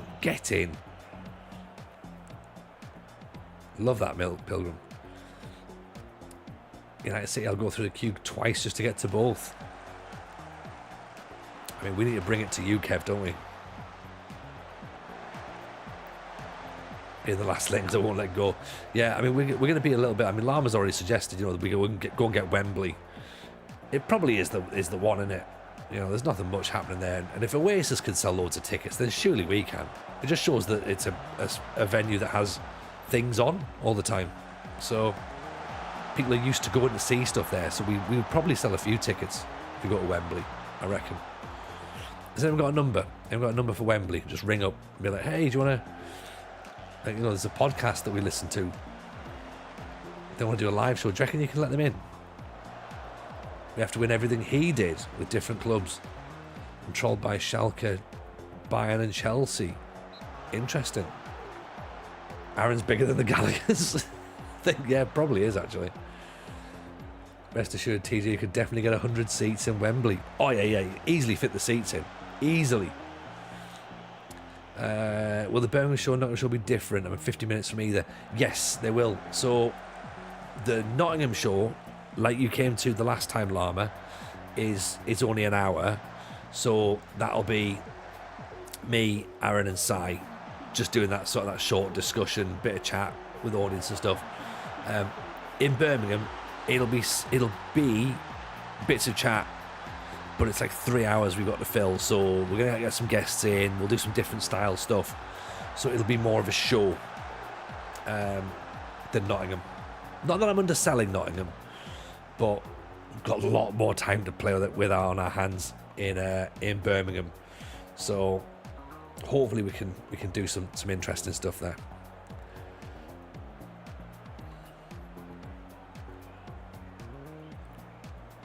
Can I bring a dead cat? You can bring a dead cat. What you can't do is bum it. You're not allowed to bum it. And as long as it's in a bag, sealed bag preferably. A clear plastic bag as well, so that security can see what you've got. I'm not going to bum it on stage. No one's going to do that on stage. That's. Well, they might not let you bring it in, but it depends upon what the rules say. If the venues haven't got a sign that says you can't, then I suppose if there's nothing stopping you, I'm not suggesting you do though. Don't blame me if you turn up with a dead cat in a bag and they don't let you in. Do you know what I mean? And they go, look, really sorry, but you can go in, but the dead cat can't. Like, do you know what I mean? If someone had told me the first Found the FM community that one day podcast would be hosting live shows, the game would be on Unity, and there'd be a massive World Cup competition, I would be so happy. Isn't it bizarre? Isn't it bizarre, Brian, that all this sort of stuff happens? If someone had told me all those years ago that, right, you know what, Tony, your daft little stand-up show will mean you're going to have a podcast eventually about Football Manager, I wouldn't have believed that either. I wouldn't have even believed that the stand-up show would have happened. I still don't fully understand that it has.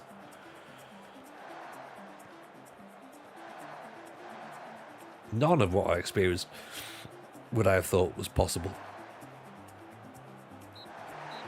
But yet here we are. You'd be embarrassed if the cat was allowed in, but you weren't. I mean, that would be a terrible audience member as well. I think that would cause more. I think that would probably ruin the show, to be honest. We'd be having a great time chatting away and it'd be like, is that a dead cat? I think it would leave an atmosphere in the room, wouldn't it? Does producer Steve make Twitch content? No, he doesn't, unfortunately. No, we tried to get him involved in it, but he's having none of it. He's a very, very busy man, is producer Steve. So, yeah, unfortunately not.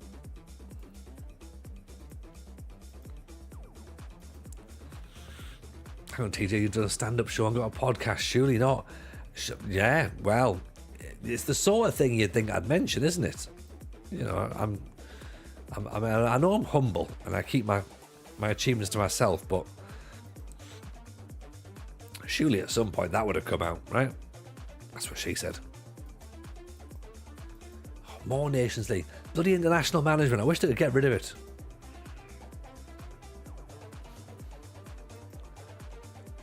We were having a great time at OFI, and now our save's been slowed down by this.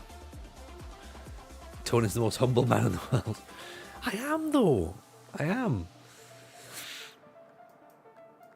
I know there's an irony that, that we're saying this, and it's like, yeah, he's clearly not. Like, but I think I am. I think I'm quite humble.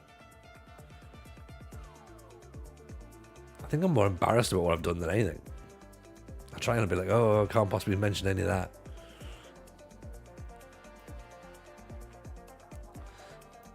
I'm going to stand-up comic thoughts on Jimmy Carr. I found him to be hilarious. Yeah, Jimmy Carr's a stand-up. Definitely a stand-up comedian. He's not my cup of tea personally, but yeah, I guess that's the joy with comedy. There's that many different styles, different people. That there's always going to be someone that you like. But yeah, for me, I think that as a one-liner, I think that there's a lot of people who are better. I also find them quite creepy. But maybe that's a persona, a character thing. I've never met him, so I couldn't say.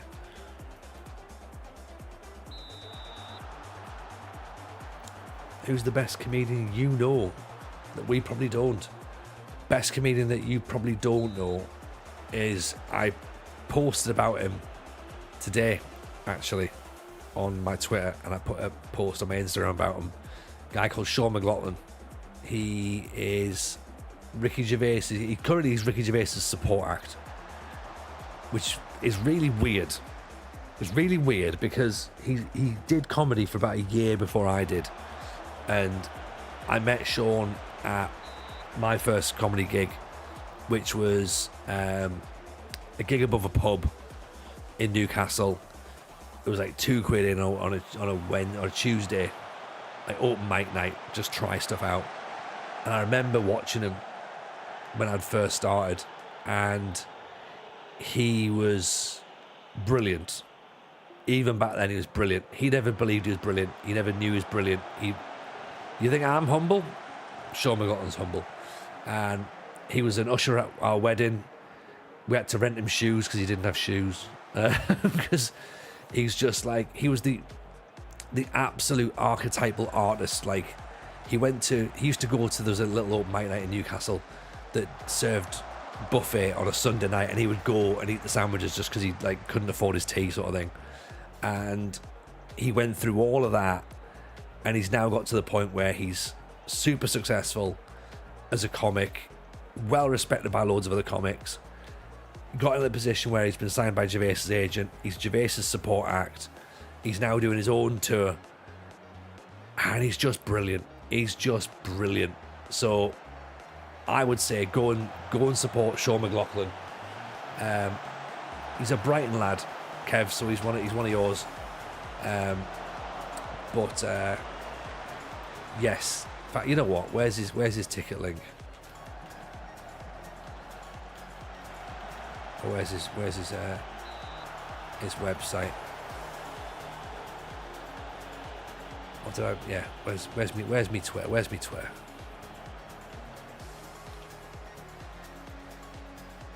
Right, we'll post about it, shall we? Where's your link, Sean? Oh, this is just his website. Okay.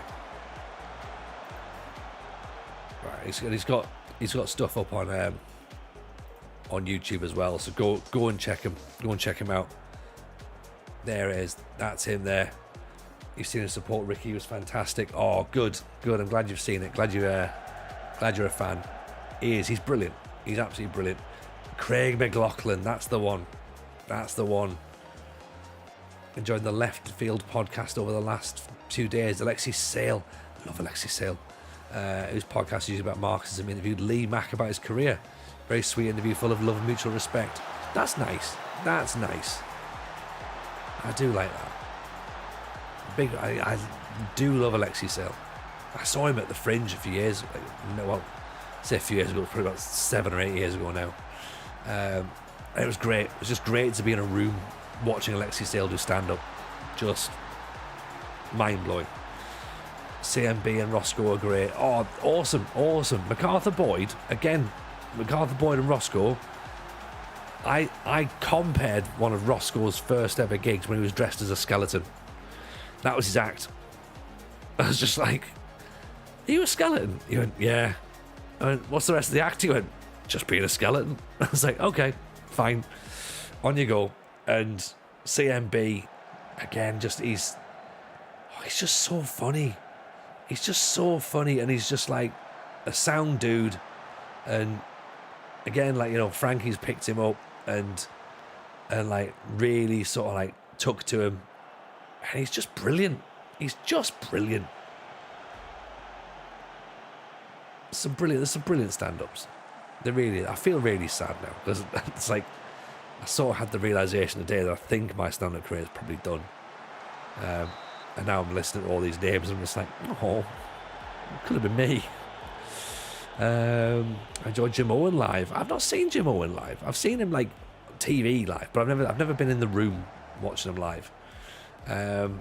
Still seen Dylan Moran. Dylan Moran's really good. Dylan Moran's very, very good. I compared a show that he was on doing new stuff, and dreadful goalkeeping, and I went on. I sort of hosted the start of the show, and it was really, really good, really good. And as I came off stage, Dylan sat backstage, and his words to me was going, "Well, you sound like you know what you're doing." And I was like, "Oh, that's a compliment. I'll take that. I will take that." Why does it have to be done? I just think the timing of it doesn't really work now, Llama. That's the problem. I can't see at this moment in time. I can't see how a stand-up career works with 2 kids, a job,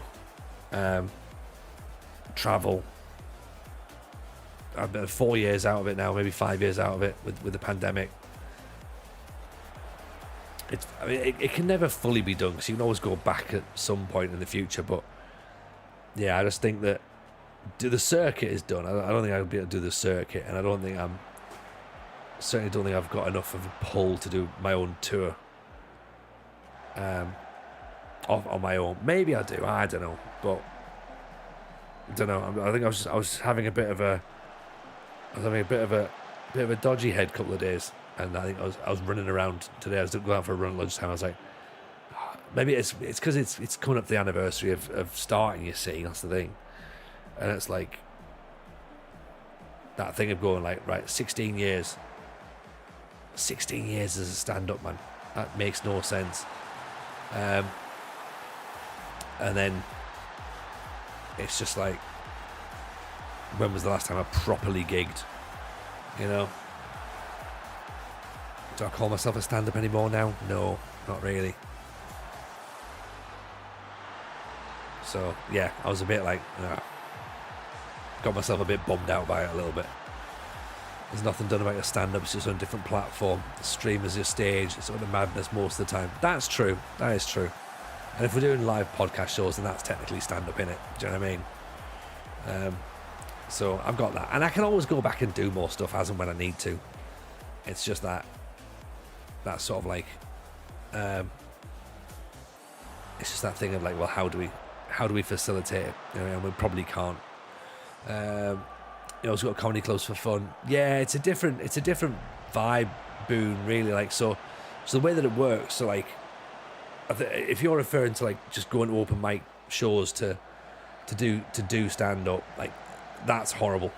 Like maybe slightly arrogant. Like when you've. So like I used to do full time, so I used to be like sort of touring the clubs properly, and that was my job for like 4 years, just playing the weekend clubs, you know, all over the place. The open mic ones are usually ropey. They usually don't really have anyone in. They don't really have anyone running it who knows what they're doing, and also they're not paid. So there's like the thing of like, well, if I'm going to be out of the house, I need to be making some money, and you don't really have a lot of fun open micing, because you're sort of like, well, you can't really tell if anything works because there's no one there to sort of like judge it off, and even if they are laughing, you're just like, oh, like would it work in a bigger environment? When's the next time I'm going to get to do it in front of a bigger environment? Like, and yeah, it's Yeah, I'm sorry, I'm coming across as quite arrogant at this point. You're right, I'm not humble at all. It's not to say that I wouldn't do it, because I do the open mic stuff to road test material, but it's yeah, it's not something I'd be like, yeah, I need to do more of that. That wouldn't scratch the itch. Like, this is probably this is the itch scratch. To not replace stand up, but as the alternative to stand up. You need to be in London, be in an environment where there's enough comedy nights that are within proximity. You can't be in London with a comedian's wage. Yeah, exactly.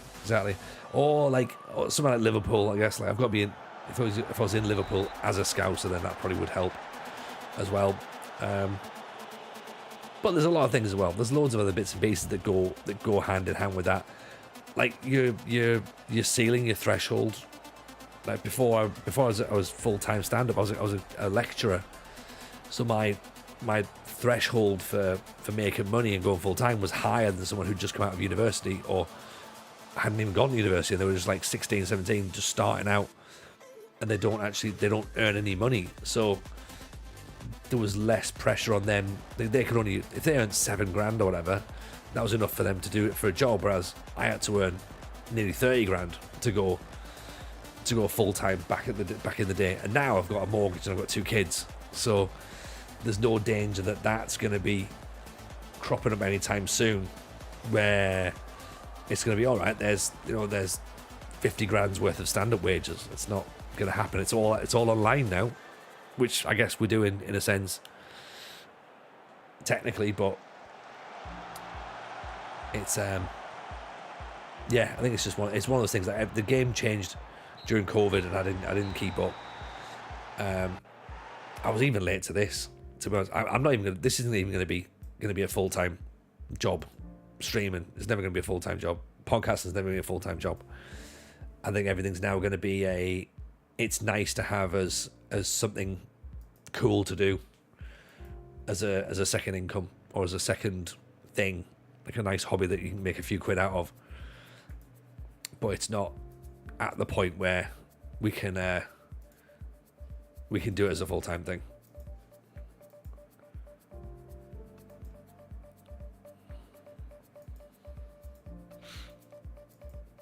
So yeah, the goalposts just shift a little bit. It's fine.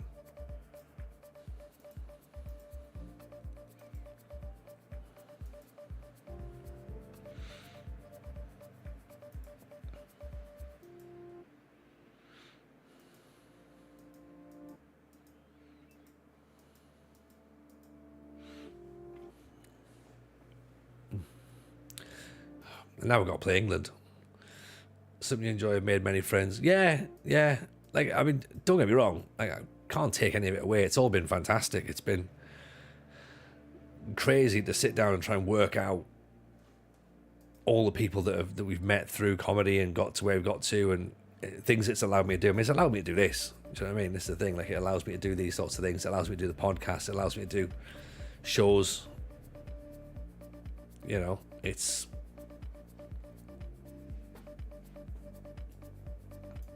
just not part of my day-to-day now, you know, and that's fine. It never leaves. It doesn't leave. Yeah, and you noticed the other day, Llama, I'm still funny. I'm still funny. That never leaves. The timing's still there. Yeah, but yeah, doing it like that is maybe not there. Does taking the pod on the road replicate being a touring comedian? It does. It's certainly the closest thing that it can be, and it's, again, not to be sniffed at, because to be in a position to even consider taking a podcast on tour is like, there's not many that can do that. I'm not saying that we can either, but we might be able to just about get by. That definitely covers it.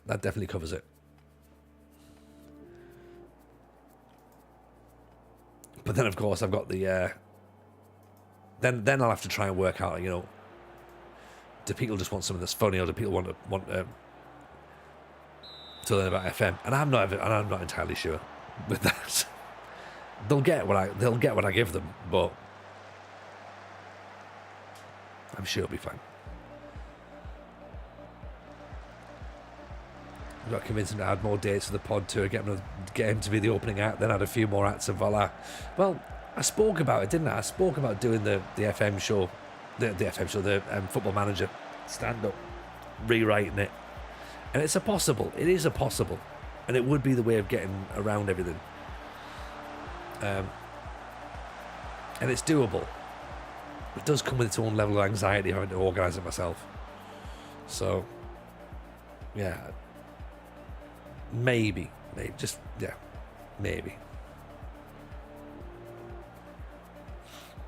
I just think today's been a bit of a wobble, that's all. So.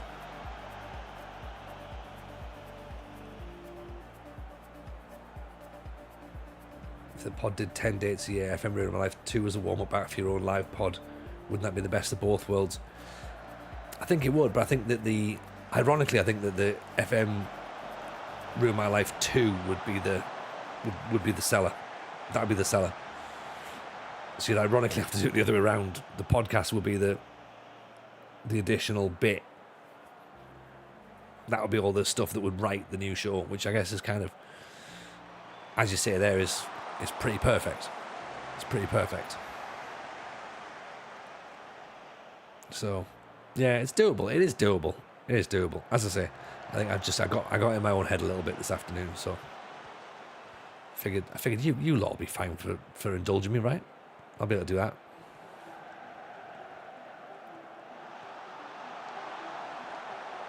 And I've got more time to do it now as well, because FM24 is going to come out a little bit later, so no pressure. I have to reply that email in Liverpool. Damn it. Damn my brain.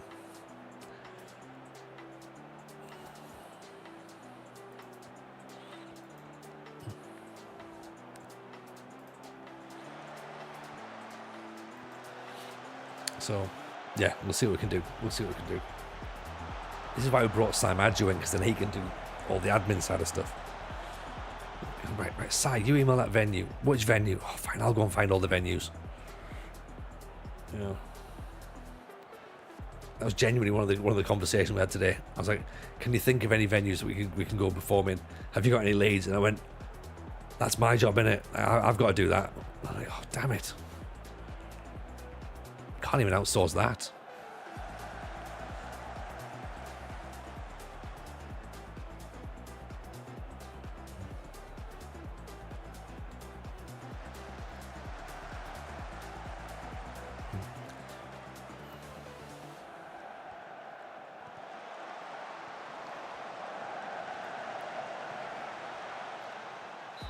I need to reply to that Ultra Comedy as well, actually. Get the venues booked up for that.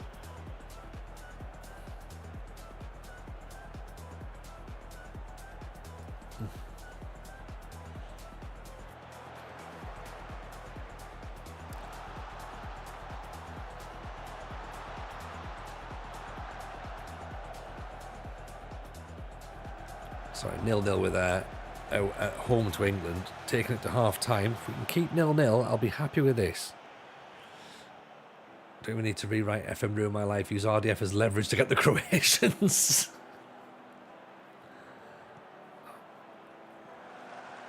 The thing is, there's so much scope for doing it, like massively, because there are places where it would just pick up and it would just go. And I remember, like, even in the first instance, like, trying to convince people to make it happen. But again, it all comes with that added, great ball, great header. It all comes with that pressure of trying to organise it as well, like, you know, the logistics of it. So, yeah. Your head's been second guessing everything this week. Blame imaginary lyricist chairman. Yeah, probably. I don't know. I think it's just one of those things. I think it's just been yeah, I don't know what's brought it on, but as I say, there's just been a bit of like second guessing going in.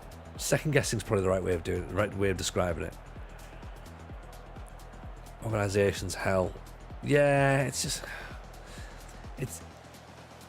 It's that performer's fear of rejection as well. You don't want... Don't be putting yourself out there for someone to say no, they don't want to book you. Or go, but who are you? We've never heard of you. Oh, yeah.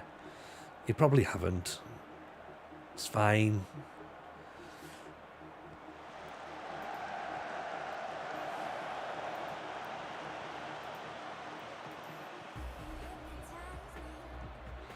But it's doable. It can be done. It can be done. I might just try and get my mate to organise it for me. See if he'll do it. We left it a bit up in the air the last time we were talking about it, and it was like, so I'll maybe try and grill him a little bit. Crippling imposter syndrome, not to say that's the way you're feeling, but true, no, there should be no doubt the community would welcome another show. I get it, Brian, and of course, you know, my thoughts for you as well for imposter syndrome. It's horrible. I think we all get it from time to time, and I think there is part of that from myself. And you're right, like if it's the whole if you build it they will come, isn't it? Like people would come to it if it's there. We've proven it before because we've put shows on before and people have turned up. So it works. It works. Believe it'll happen and it'll happen. I just need to get into my do it mindset rather than my I don't know. Okay, do it. Just do it. Get confidence, stupid. That's what I need to do. Get RDF's new agent and do it. Oh, what a header miss that is.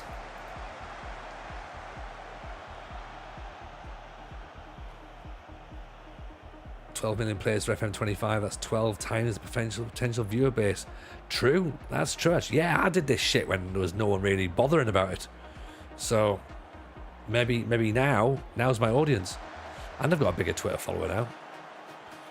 Well, I used to get Miles to retweet me for me, so maybe he won't do that now. He might, I don't know. I'm sure he would.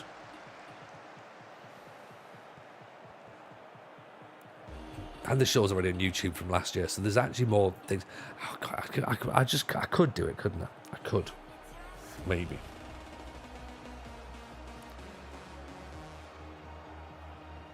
Could do.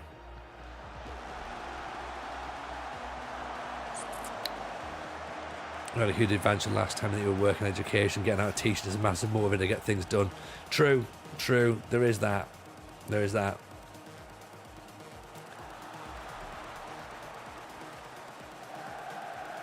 Get up there, Vaselli.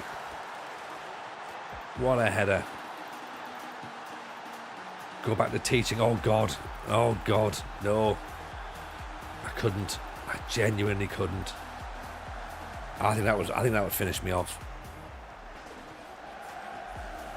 Even the thought of it would just be like, no.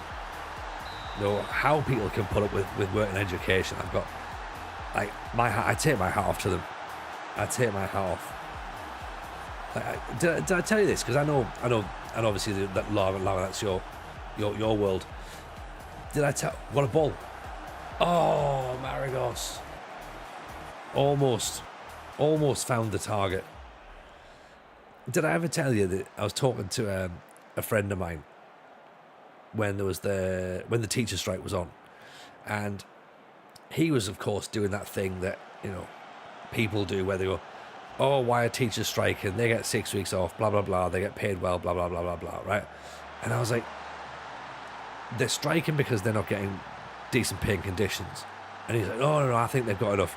And I went, well, hang on, I taught for 8 years and I wouldn't do it for that kind of money and those kind of conditions. I said, in fact, you could give me £1 million right now, like for like £1 million for a year, and I still wouldn't do it.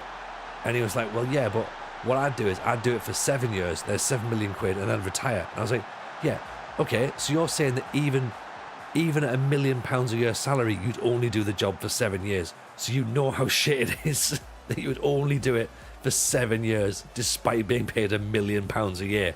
I was like, that's my point.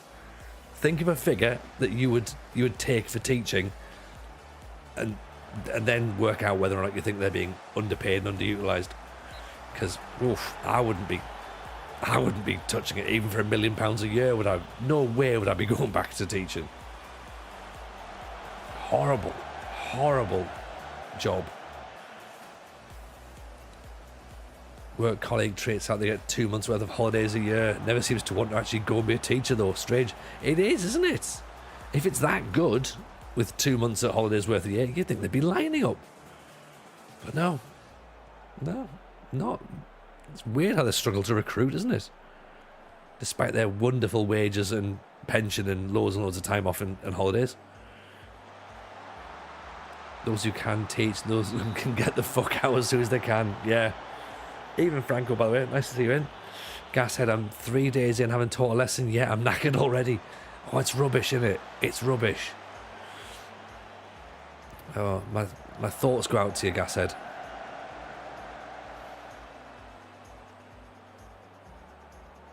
Look forward to your retirement.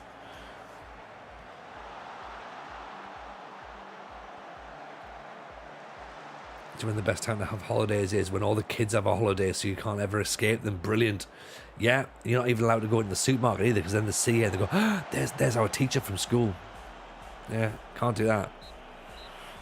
Too many family members have been teachers, all the money in the world couldn't get me to do that job. See, exactly. Look at that. 1-1 with England. Great result. Really, really good result.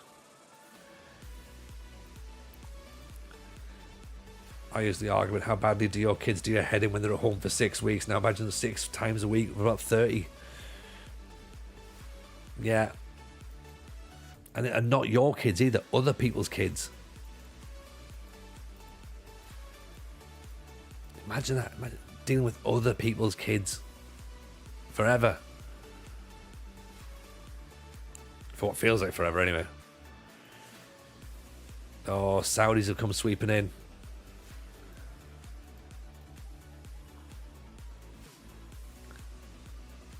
Back. Oh, Belgium now. We've got another Nations League game. Come on. Honestly, the sooner they get rid of international management, the better.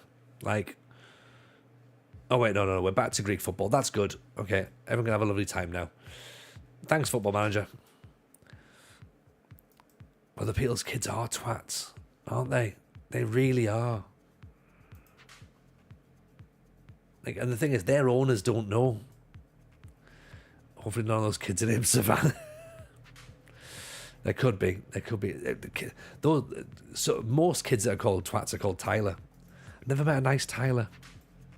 Never. Some names you just go, oh, dickhead. Guarantee it. I work near where I live as well. I had to curb the calling the lion or a clown and maybe skip the third pint of football. Fair. That is fair. But what a violation of your human rights, though. You know what I mean? Teaching would have been a nice profession to get into 10 years ago. Oh, God, no. 10 years ago, I was getting out of education. Today's generation with kids with iPhones and iPads who've got low attention spans. Honestly, I got out of teaching 10 years ago. It was horrible then. They were all dreadful back then. But but the thing is, it's not all the kids' fault. That's the problem. I'm not going to say it is, because it's not. It's not all the kids' problem. It's the system. It's the system that they have to work towards. Like the way that the schools are set up. It's not beneficial for them. It doesn't work for them. Like, it's too restrictive. It's just society doesn't work. It's far too easy and far too lazy to say that it's all the kids' problems. It's not. It's definitely not. But I don't want to be the guy that has to teach them because I don't think that they've been given a decent run. Do you know what I mean? Like they're like everyone. They lack direction and they're disillusioned. Of course they are. They're a bit more switched on than anything. They're probably a bit more focused on what they want, and what they want is something better. What they can't get is something better, and we're telling them, no, you can't have something better because we had it shit. And that's not really fair to tell that they can't have it better because you had it shit. That's not really the way that it should work. And most teachers that I've met want things to be good. Most teachers want it to be good, but the actual organisation and the system that's in place puts the barriers up for them that they can't deliver the education that they want, which of course is then going to be frustrating for the teachers, which is frustrating for the students, which is then of course frustrating for the parents. It's frustrating for everybody, and the people that lose out are the teachers, because they're essentially the middle management in that. They get all the shit from the bottom, they get all the shit from the top, and they've got to try and deal with it, and it pushes and pushes and pushes and pushes and pushes, and eventually they break. Do you know what I mean? Like, you can't, like Gas had saying it there, you can't just teach one size fits all, because we're now enlightened enough as a society to know that one size doesn't fit all. Unfortunately, we don't have the time to tailor everything for individuals, because that costs money, and it costs time, and it costs more learning in order to organise all that. So you then get the situation where people don't get the care and attention that they need, so they, of course, don't necessarily engage. So it's a circle, isn't it? It's a vicious circle. I don't understand how I've gone from... This is what I like about this sort of stream, innit? Like, we've gone from me being like, oh, I'm probably not going to end up being a stand-up anymore, to having to defend the youth of the youth of the generation, like this generation's youth. But I feel like it. I feel like that shows the sides to me. Do you know what I mean? Yeah. I show empathy. Yeah, maybe. Well, yeah. I don't know. Maybe about 10 minutes ago, not Franco, but I think people in chat have managed to convince me that possibly I can still do it, just in a different way to how I used to do it. Just be a bit more wise to how we get it working.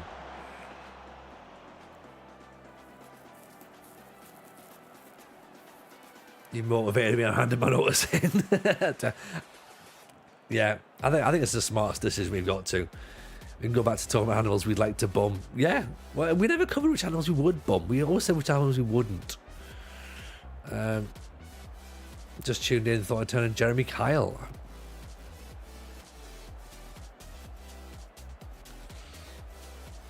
No, I was defending people, not punching down to the lowest common denominator. No. Punch up, you don't punch down. So shows like that do is horrible. Circus telly. Exploitation TV, that's what that is. You'd bum a sheep. Fair enough. Probably bum a meerkat. An owl would be good, because it would turn its head round to look at you.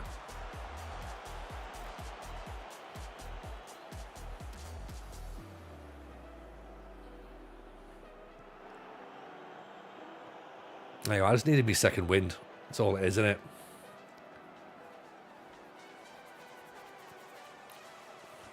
Wool might be scratchy. Have you never shagged someone wearing a jumper? Come on. That's why you're contemplating a stand-up career. Everyone knows if you want to be successful, you need to be punching down like Jim Davidson or Ricky Gervais. Yeah. Can't do stand-up on my terms. To be fair, the kids, after dealing with angry parents wanting to control every aspect of their kids' lives, I'm not surprised they're out of control, lost and confused. I mean, various parents turn up at uni administrations, buildings, screaming at me. A parent put a gun on me in Spain after rejecting his son. Oof.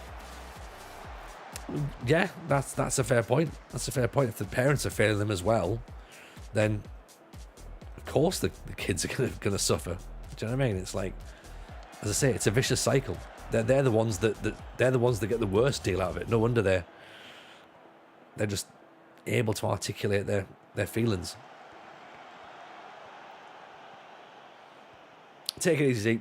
Pleasure, as always.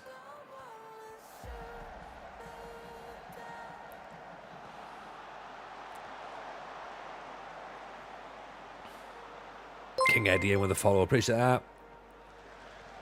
Oh, I pull off the bar. Oh, how's that stayed out? Oh, come on. I'd probably, do you know what? I'd probably just bum a zebra. Because it's like a horse, isn't it? It's like a working class horse. Yeah.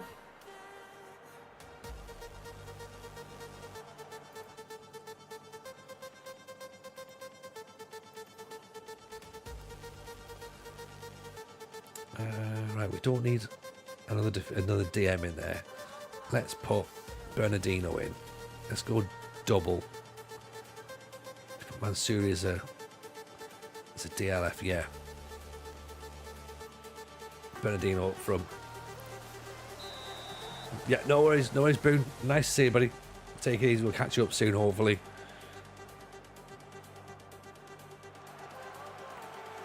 There's Mrs. J around. Mrs. J is in.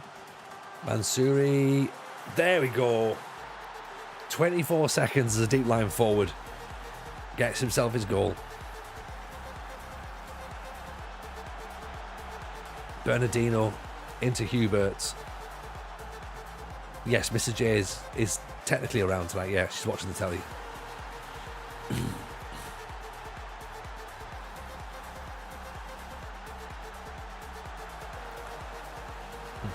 Mrs. J's birthday weekend this weekend as well.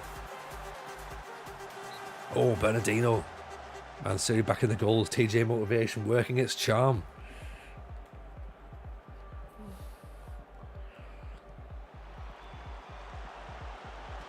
She's around here talking about bumming animals. Oh, honestly, she's heard me say much worse things off stream than what I can get away with talking about on here. Like, you forget, Mr. Jolly, I've been a comedian for 15 years. Some of the things that is written down in WhatsApp messages to other comedians is, it's definitely not repeatable for stream, but that way.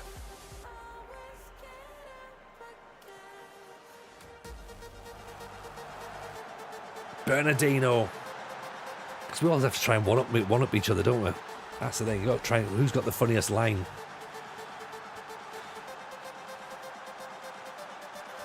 And the thing with comedians is they've all got no limits.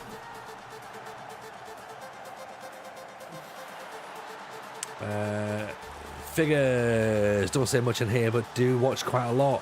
Listen to the pod for the first time this week. It's really good. Oh mate, no, appreciate that. Thank you very much. Thank you very much indeed.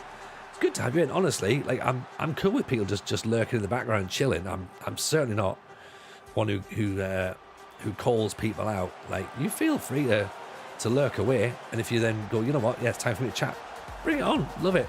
Glad you enjoyed the podcast, by the way. Thank you very much for that. There's a new episode out tomorrow, which I think you'll enjoy, which has got Aaron and Second Yellow Card talking about the FIFA E World Cup. So that's going to be really, really good. Honestly, that is going to be a cracking episode to listen to. So hopefully everyone will enjoy that when it drops tomorrow. In order for comedians to find out where the limit is, first they need to have no limit. Well, it's like that thing in it. To break the rules, you need to understand what the rules are. Then you can break the rules. So that's where we got to.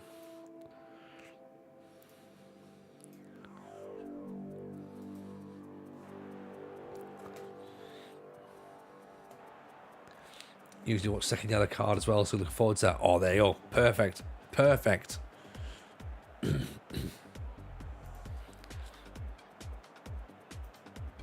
you go. Best of both worlds.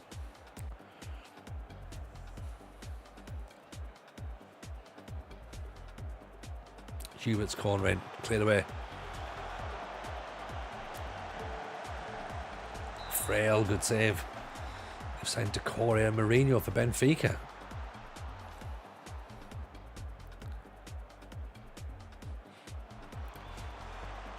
I like the fact you managed Benfica, Libby. That's good.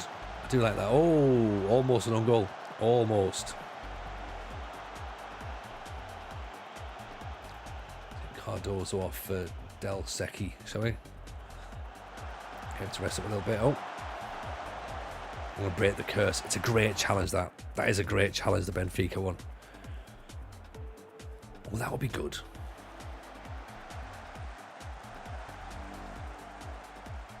I mean, that would be a curse for me, wouldn't it? Like,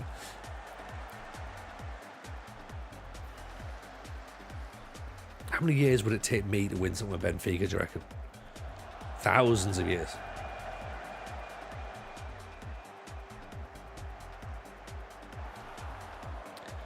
I'm going to check Panios' goalkeeper ratings. He's pulled some ridiculous saves. He has done brilliantly, hasn't he? You reckon I could do it in 4 seasons? What is that? To win like the Portuguese Cup or something? Even I should be able to win the league in Portugal, right? Great cross, great goal. Thoroughly deserved. FM25 beat a save. No, I mean, my plan was, and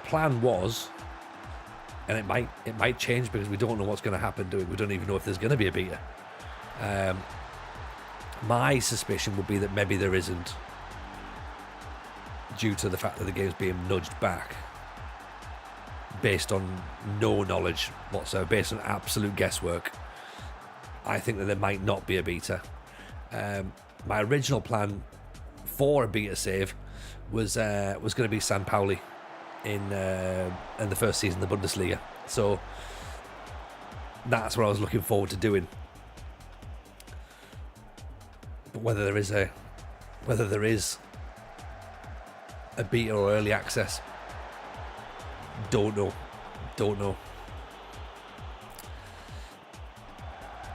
You know, with a slight pushback on release date, does that affect Build a Nation Finland next year? Don't know. Maybe we'll change our idea slightly. Don't know. Were we 100% set on stone? Maybe not 100%.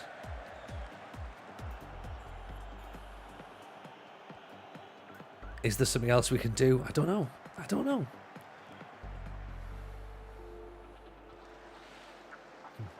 I've got a meeting tomorrow about something else, which might be quite interesting. So we'll see if that comes off, when that's going to work. Because again, that might affect a few things. Dalchecki, great finish, 4-0. A lot of people might move their saves across from FM24 to 25. I mean, you're in 2064 on your save. I thought about it earlier today.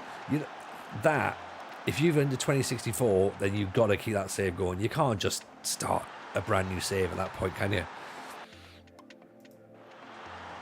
Like, how do you let that save go? I don't know if you can. On the other hand, you won't have the women's game in if it's moved across. That's true. You don't get that. Yeah, you need that to start as a brand new save in order for that to kick through. And I'm glad that you're into it. We're into it as well. We're into women's football around here. So we're very much looking forward for that being part of our save journey as we go through. Oh, pick that one out. Valor, what a hit. Oof. Notikos is back. Yes, OFI in Crete. That's right. Part of our Build a Nation Greece.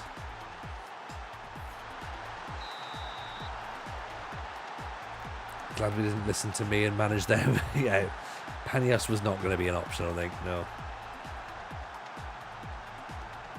But I'm quite excited by the fact that we look very good at this moment in time. Good cross, got to be. Oh, off the underside of the bar. If there is a beater, I think it's the perfect time to experiment. Look at being Emma Hayes' replacement at Chelsea. That would be pretty good. That's a good one, actually. That is a really good one. Make England win anything. Build a Nation England. I like that. That's the sort of thing that I would say. Get myself in trouble for that, wouldn't I? Currently doing a save where I win 3 leagues or cups.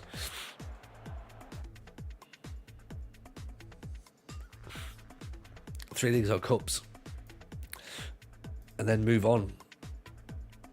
England, Italy, Czech, Mexico, Indonesia, Spain, Peru, Brazil with a league title in Denmark as well. Love it. Love it. You mentioned Indonesia. Oh, Indonesia. Did someone say Indonesia build a nation? Did they? Could you imagine? Could you imagine if someone did say that?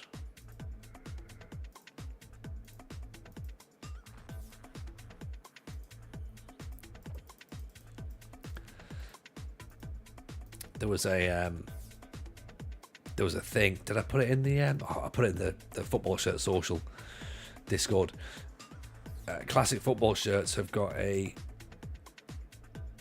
bit of a sale going on with Indonesian football shirts at the minute.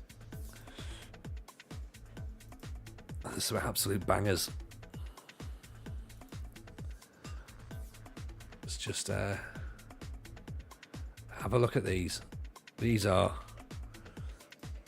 superb. Zeep's already gone. These would have been like right up Zeep Street. Guarantee.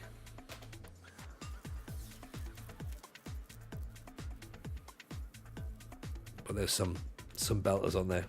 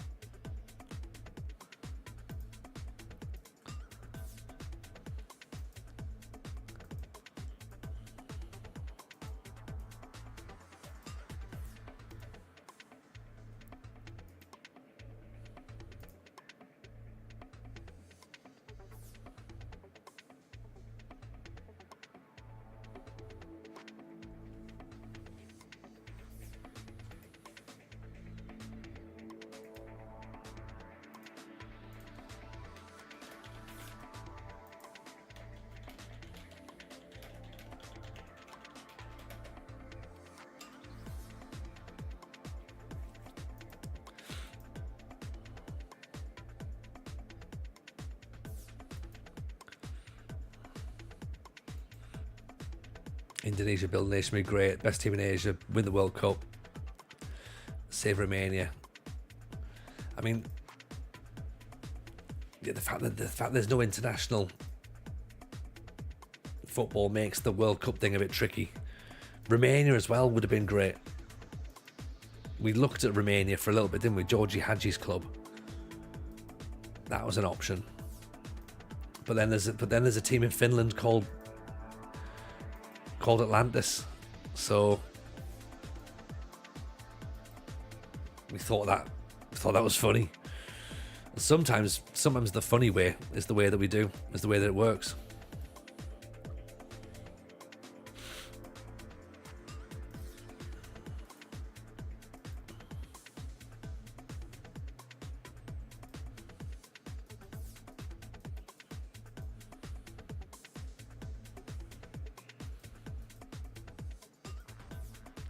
Plenty of options for building a nation. There's lots of options, and I think that's part of the problem.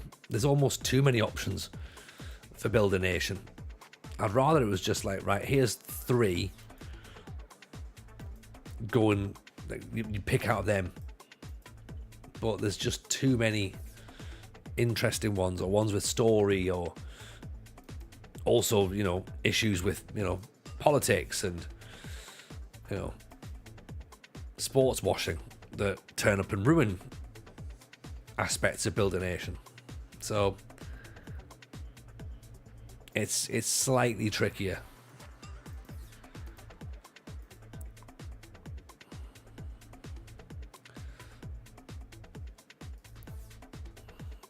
Tramitos have beaten Larissa. They've moved down to 5th. They're now 3 points behind us, and they've played 2 games more as well.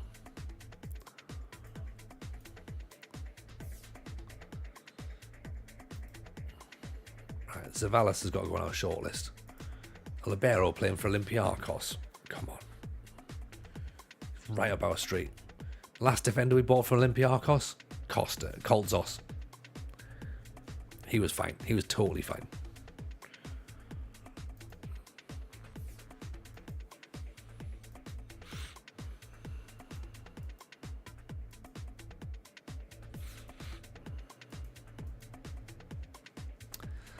we play Asteras now, then Olympiakos next. Tomic is injured. So let's put Valet in.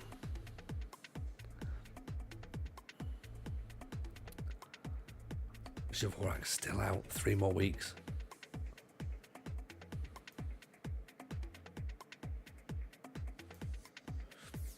I'm going to go with J3. Never managed in Japan. Not sure if there's any rules. I've not done J3, so I can't confirm, but I do think J3 would be fun. Let's see, actually, do we put you as a deep line forward, see if that changes things?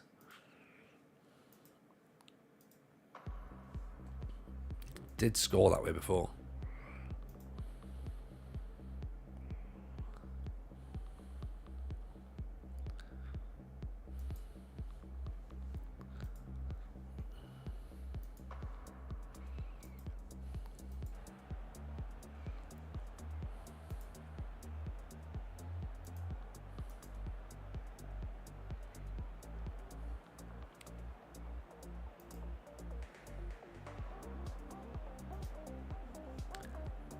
Here we go then. Asteras away. This could be an interesting one, couldn't it? Get a win here. That keeps our pressure on Olympiakos. I know it's early doors, but we don't have any of this European distraction that they do. So I think we need to take advantage of that. He says as Asteras get a corner.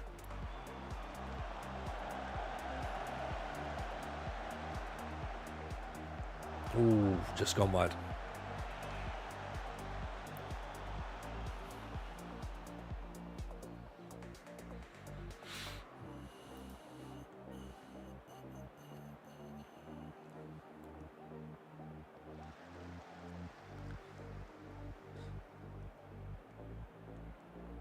Nicely intercepted, well played Mansouri.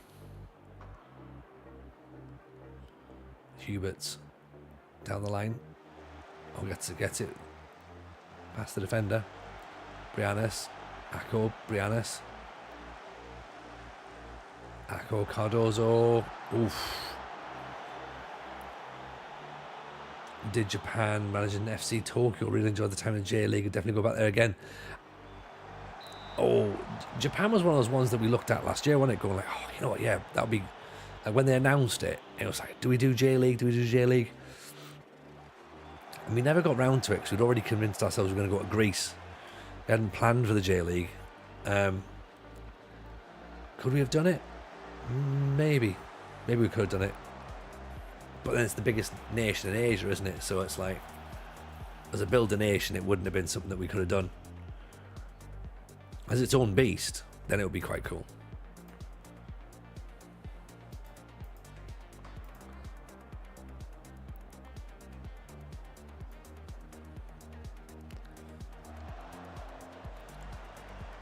You think we're getting the best out of Brianis, do you?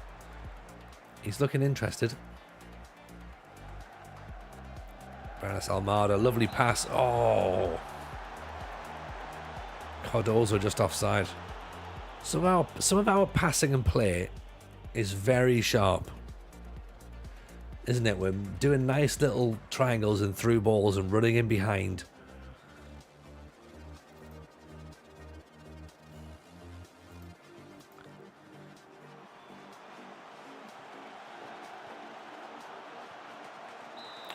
Challenge Japan to get them to the World Cup and win it. I would imagine so. But again, FM25, that's not going to be an option, is it? So there's going to be lots of options that are going to change a lot with no international management. So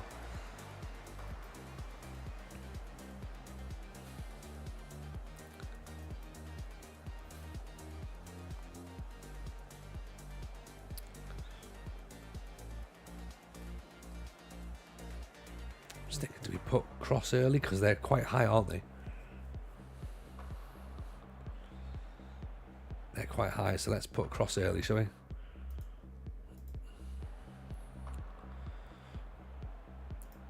Let's put him as an advance forward as well.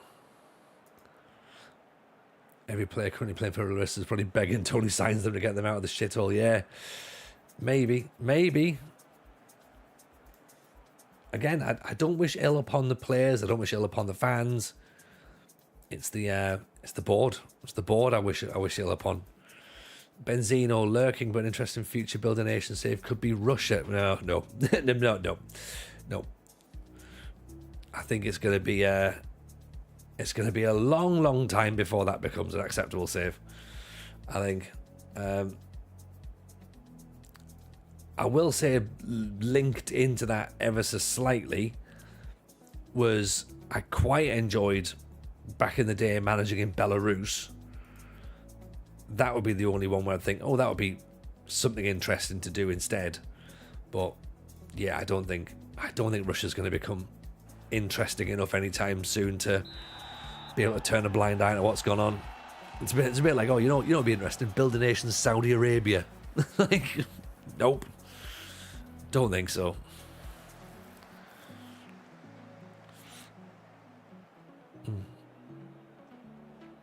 But again, that's my problem, because I get too political on things, don't I?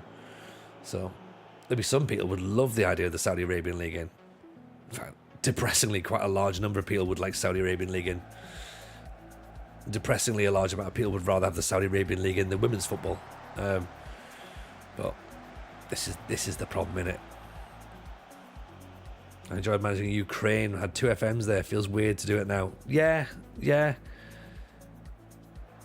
Like, it would be nice to have like a, can you find a new Shevchenko and Rebrov, like a new Dynamo Kiev? Because again, Kiev were, so instrumental in the birth of total football. But then again, the Ukrainian league again just changed too much, didn't it? It changed too much. It all became like Brazilian players and oil money. So, like, Croatia's an interesting one. I know that Aaron's now got the manager of Dinamo Zagreb in his ear, so maybe there's a possibility for something there. Croatia could be interesting. Oh, great ball, Mansouri, gotta finish it. Yes, he does. Great goal. Just shapes his body, tucks it past the goalkeeper.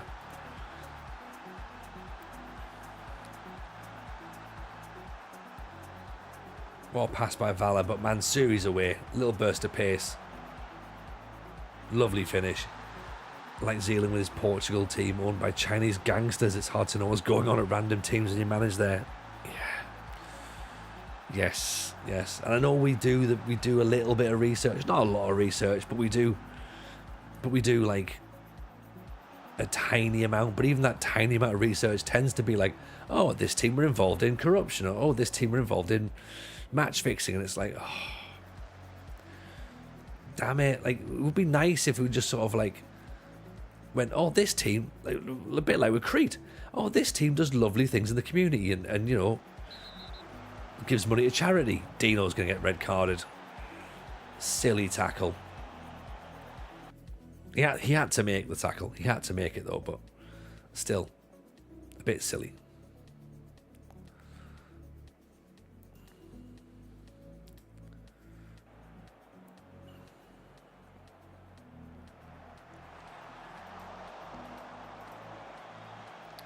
Let's drop him back a smidge then. In fact, maybe bring Mansouri off actually, maybe change to a deep line forward. Abibovic could possibly do that, maybe. Or we push Bernardino, just really get all the way up.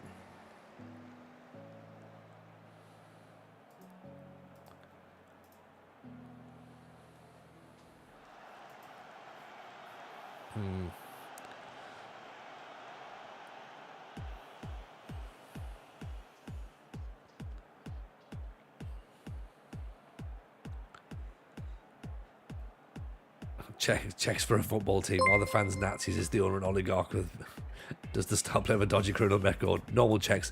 Evening, Mr. Maggio. How are we, buddy? Welcome. Pleasure to see you, my friend.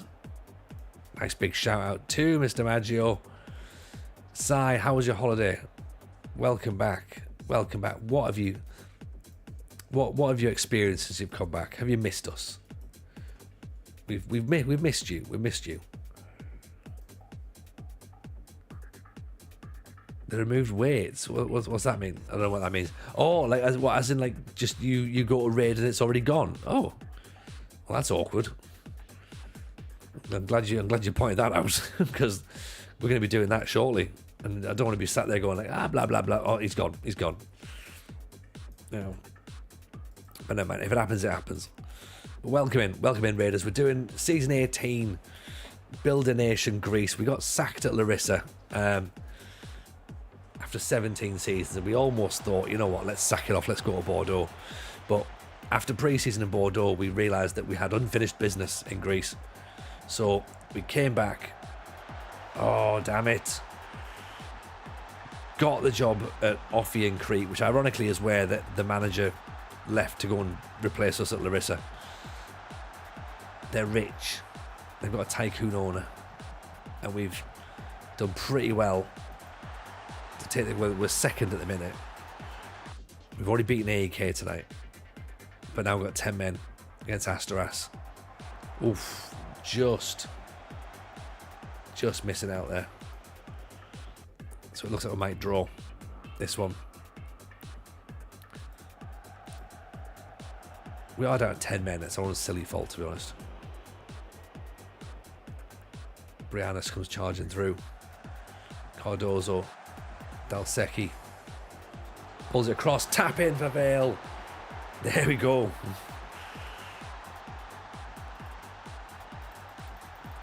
Team don't know when they're beat, do they? This is what we need.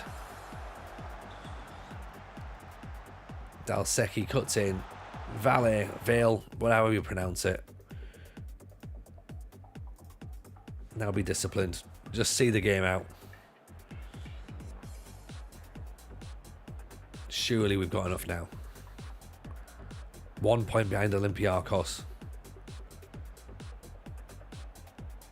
6 clear of Larissa. We beat Larissa, by the way, as well. We went and had our first match at the Larissa Stadium. Beat them.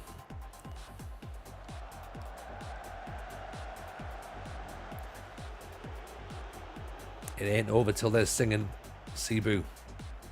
Dalsecki, Briannis. Just seeing it out now. Beyond Ultra, 7 months, my friend. Appreciate that. Very, very kind indeed. Look at that. Look at that. Another good performance. Another 3 points.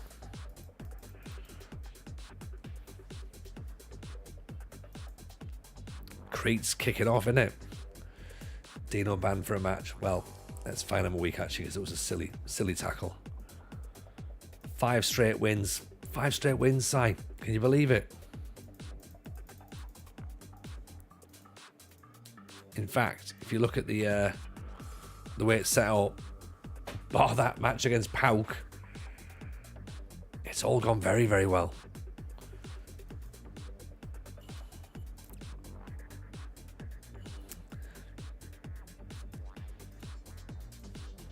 Now, the difficult thing now is ideally I wanted to finish at midnight, but we've now got Olympiakos.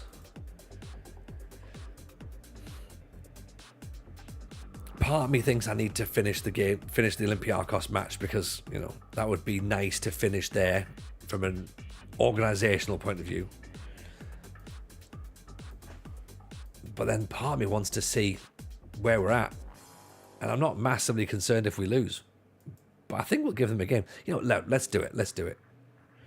Got lots to do tomorrow, but let's do the Olympiakos match.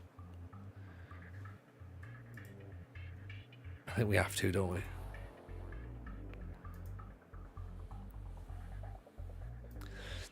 Si, did you have a look at the classic football shirts link I sent you earlier on with all the Indonesian shirts in? If so, how many did you buy?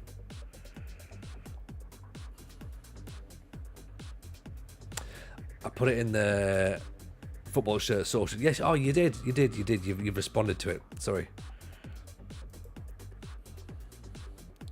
Yeah, you already responded to it on the Discord. That's fine. Sorry, I made it sound like there was another one.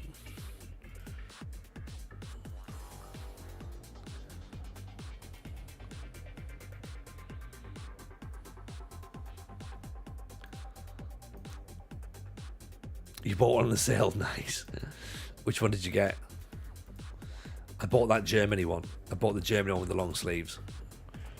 And I think my San Pauli shirt comes tomorrow. You got the Sleman? Yes.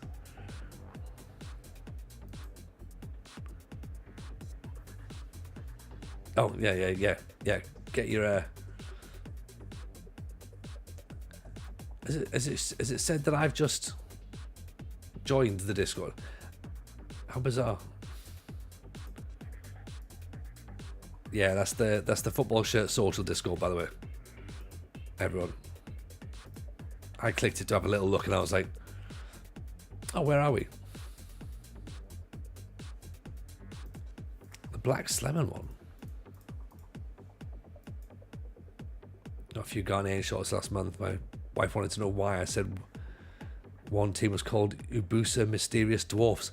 I nearly bought that one as well. Is that the black one with the white bits and it's a Icarus shirt? That was on Cult Kids today. I was like, oh, maybe.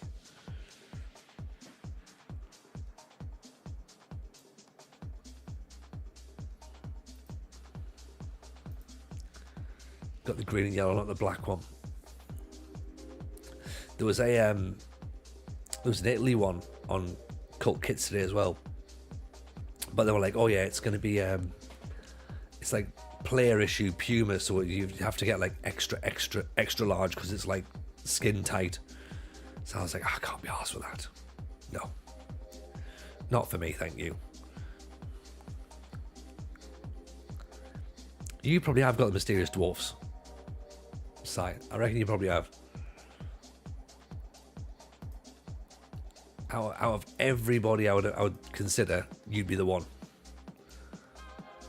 Right, let's put Piroc in. We'll have a defensive midfielder there rather than a playmaker, I think.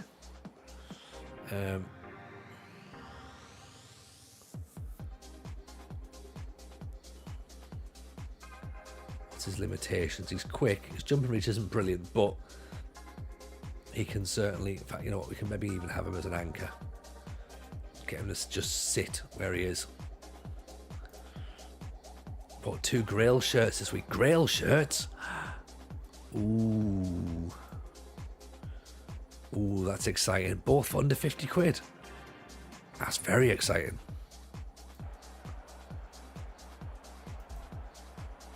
I'm trying to think if I bought anything else this week. Don't think I have.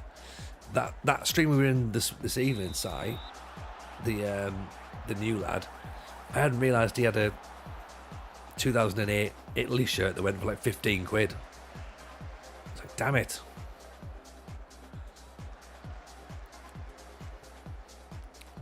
'90s Grail shirts. Ooh. It's talking to me, innit? It's talking to me.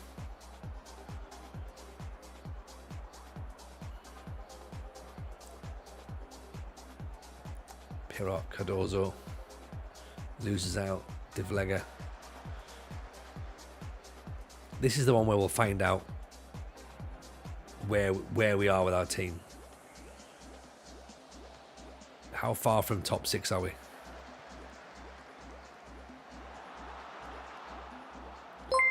Cozza Bob's in as well. Welcome in, Cozza Bob. How are we, buddy? Look at this. The party doesn't stop tonight, does it? I mean, it will stop, you know, eventually, because it'll be bedtime. Owen's in as well. Nice to see you, pal.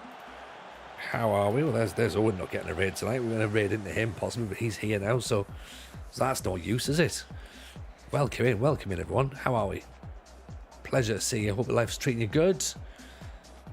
Bob, I hope life's well. Congratulations on your engagement, by the way. I'm sure I spoke to you properly, but congratulations. Owen, hope life's treating you well as well, sir. Malteser Falcons in. How are you, buddy? Nice to see you. Raiders, welcome. This is Build a Nation, by the way. Build a Nation Greece. Second time I'm asking. In fact, well, it's same save, but got sacked off one club.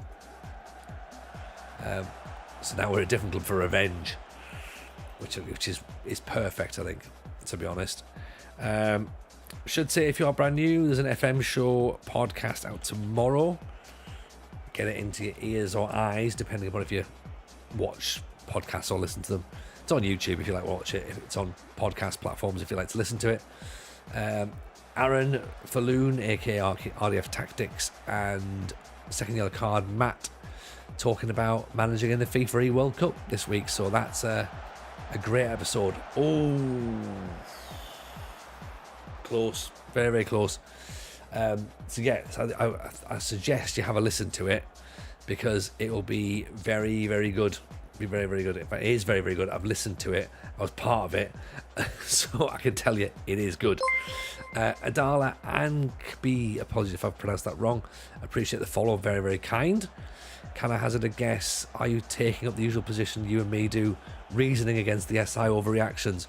Yeah, because like, it's basically Football Manager firefighting, isn't it? Because SI puts something out and then idiots go, I think it's time for me to say something, and you're like going, I don't think it is, Teddy Bear. I think maybe you need to have a little bit of a think about this.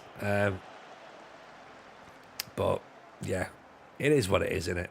You know, I said at the start of the stream that everything should now be chargeable. Like, the internet should be chargeable.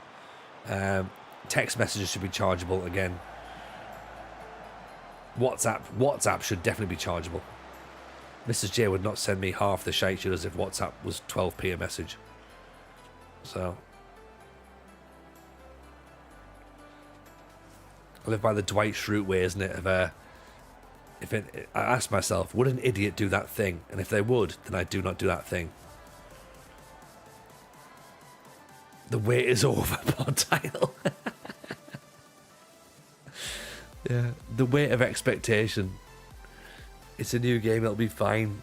Some absolute thunderwangs will complain, life will go on. Yeah, it's a new game. It's gonna take time for it to be really, really great. If you don't want to play it, who cares? If you like it, great. If you don't, doesn't matter. Like, if it's good, I'll be here streaming it. If it's not, I'll be doing something else. The podcast might be quite tricky, but Tony, how's your save going? It's great. I'm currently building a nation, but it's on city skylines.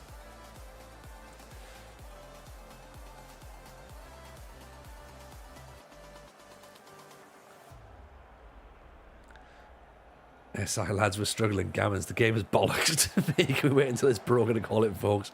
Everyone else, no, fuck off. Pretty much. Oh man, Siri, yeah, me, of course. Also, you're missing out the whole, but Tony, you're paid by SI, aren't you? No. no, I'm not.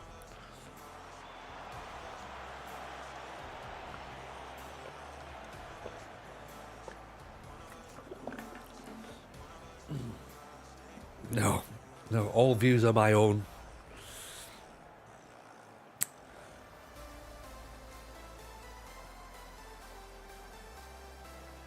Which, of course, is great when it comes to talking about women's football and Saudi Arabia.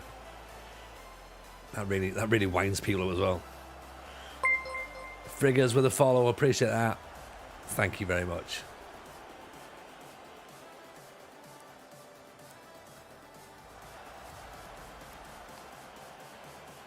Brianna's down the line. Cardozo gets the ball in. Back post. Hubert's on at 6'4".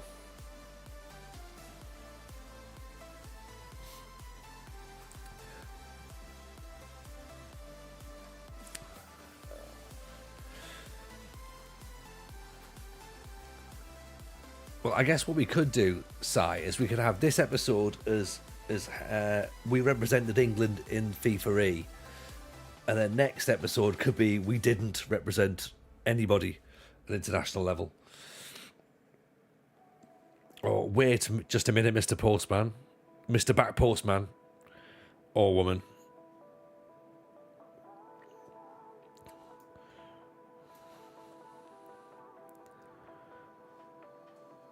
I think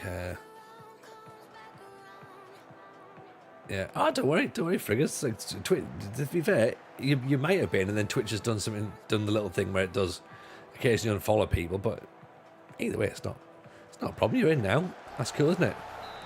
Great save. It's offside, mate. Brothers kicking off and talking about woke and global agenda corrupting SI. Oh, God. Yeah, the bloody wokes have got here, haven't they? Don't disagree with point, but SI not being like one of those games or why I like them. But they are, though, aren't they? Like they've, you know, they're a massive thing now. That's the thing. Like, you know, they're a part of Sega. They're not a little small independent production house anymore.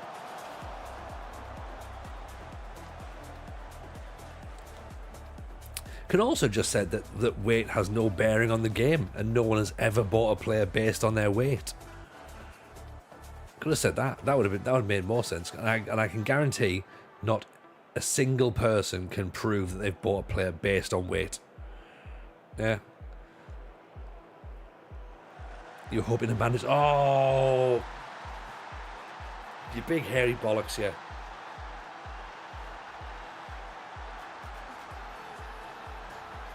Like, because it doesn't make any difference in terms of the modelling. Like, you don't see anybody bigger or smaller in terms of, like, stature. Height-wise, you do, but not anything else. I don't know why it's there. I say get rid, personally, but... Evening, Hendo, how are you? Nice to see you. That's kind of what was said. They said that when adding the women's game, they realised that they only use weight is entirely redundant. Draft meta lunatics would have been all over the weight if it made a difference. Mm-hmm.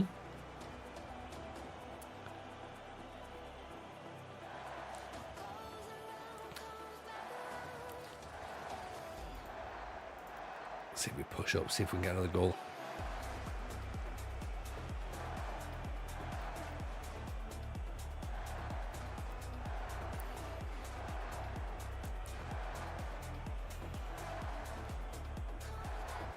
It might be the second defeat of the season, but it is against Olympiacos, and we've been pretty good against them. There you go. Shouts don't work how we want them, and people have taken that as shouts don't work at all. Yeah. People don't read the full thing, though, that's the thing. I haven't read the comments, I can imagine what they're like. Yeah, pretty much, will Sonia. Pretty much. It's about that dude on YouTube the other day. I haven't watched your video, and I don't intend to, but here's my view on it. That's pretty much where we are with everything. Right, and on that note, I think it's going fine. 2 defeats all season isn't terrible, is it? Like, this is much better than what we were expecting. Loads of green dots there.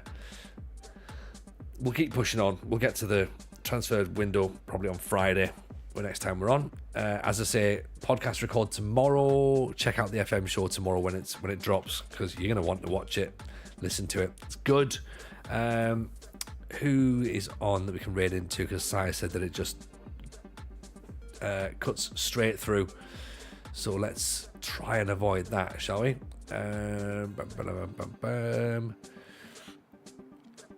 Where are we? What looks interesting? What looks interesting and new? Someone we haven't seen.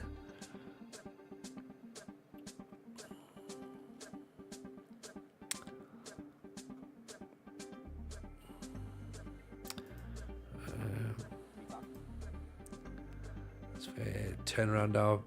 Oh, here we go. Right. Here's one. The Hardy way. Time to turn around our fortunes and get to the playoffs. That's the way to do it, innit? That's the way to do it. Right. Go get them some love. Get into the playoffs. Have some fun with it. Right, everyone, it's been fun. Take care of yourselves. Try not to get too angry. Get some sleep. We'll see you all on Friday. Yeah? Right. Bye now.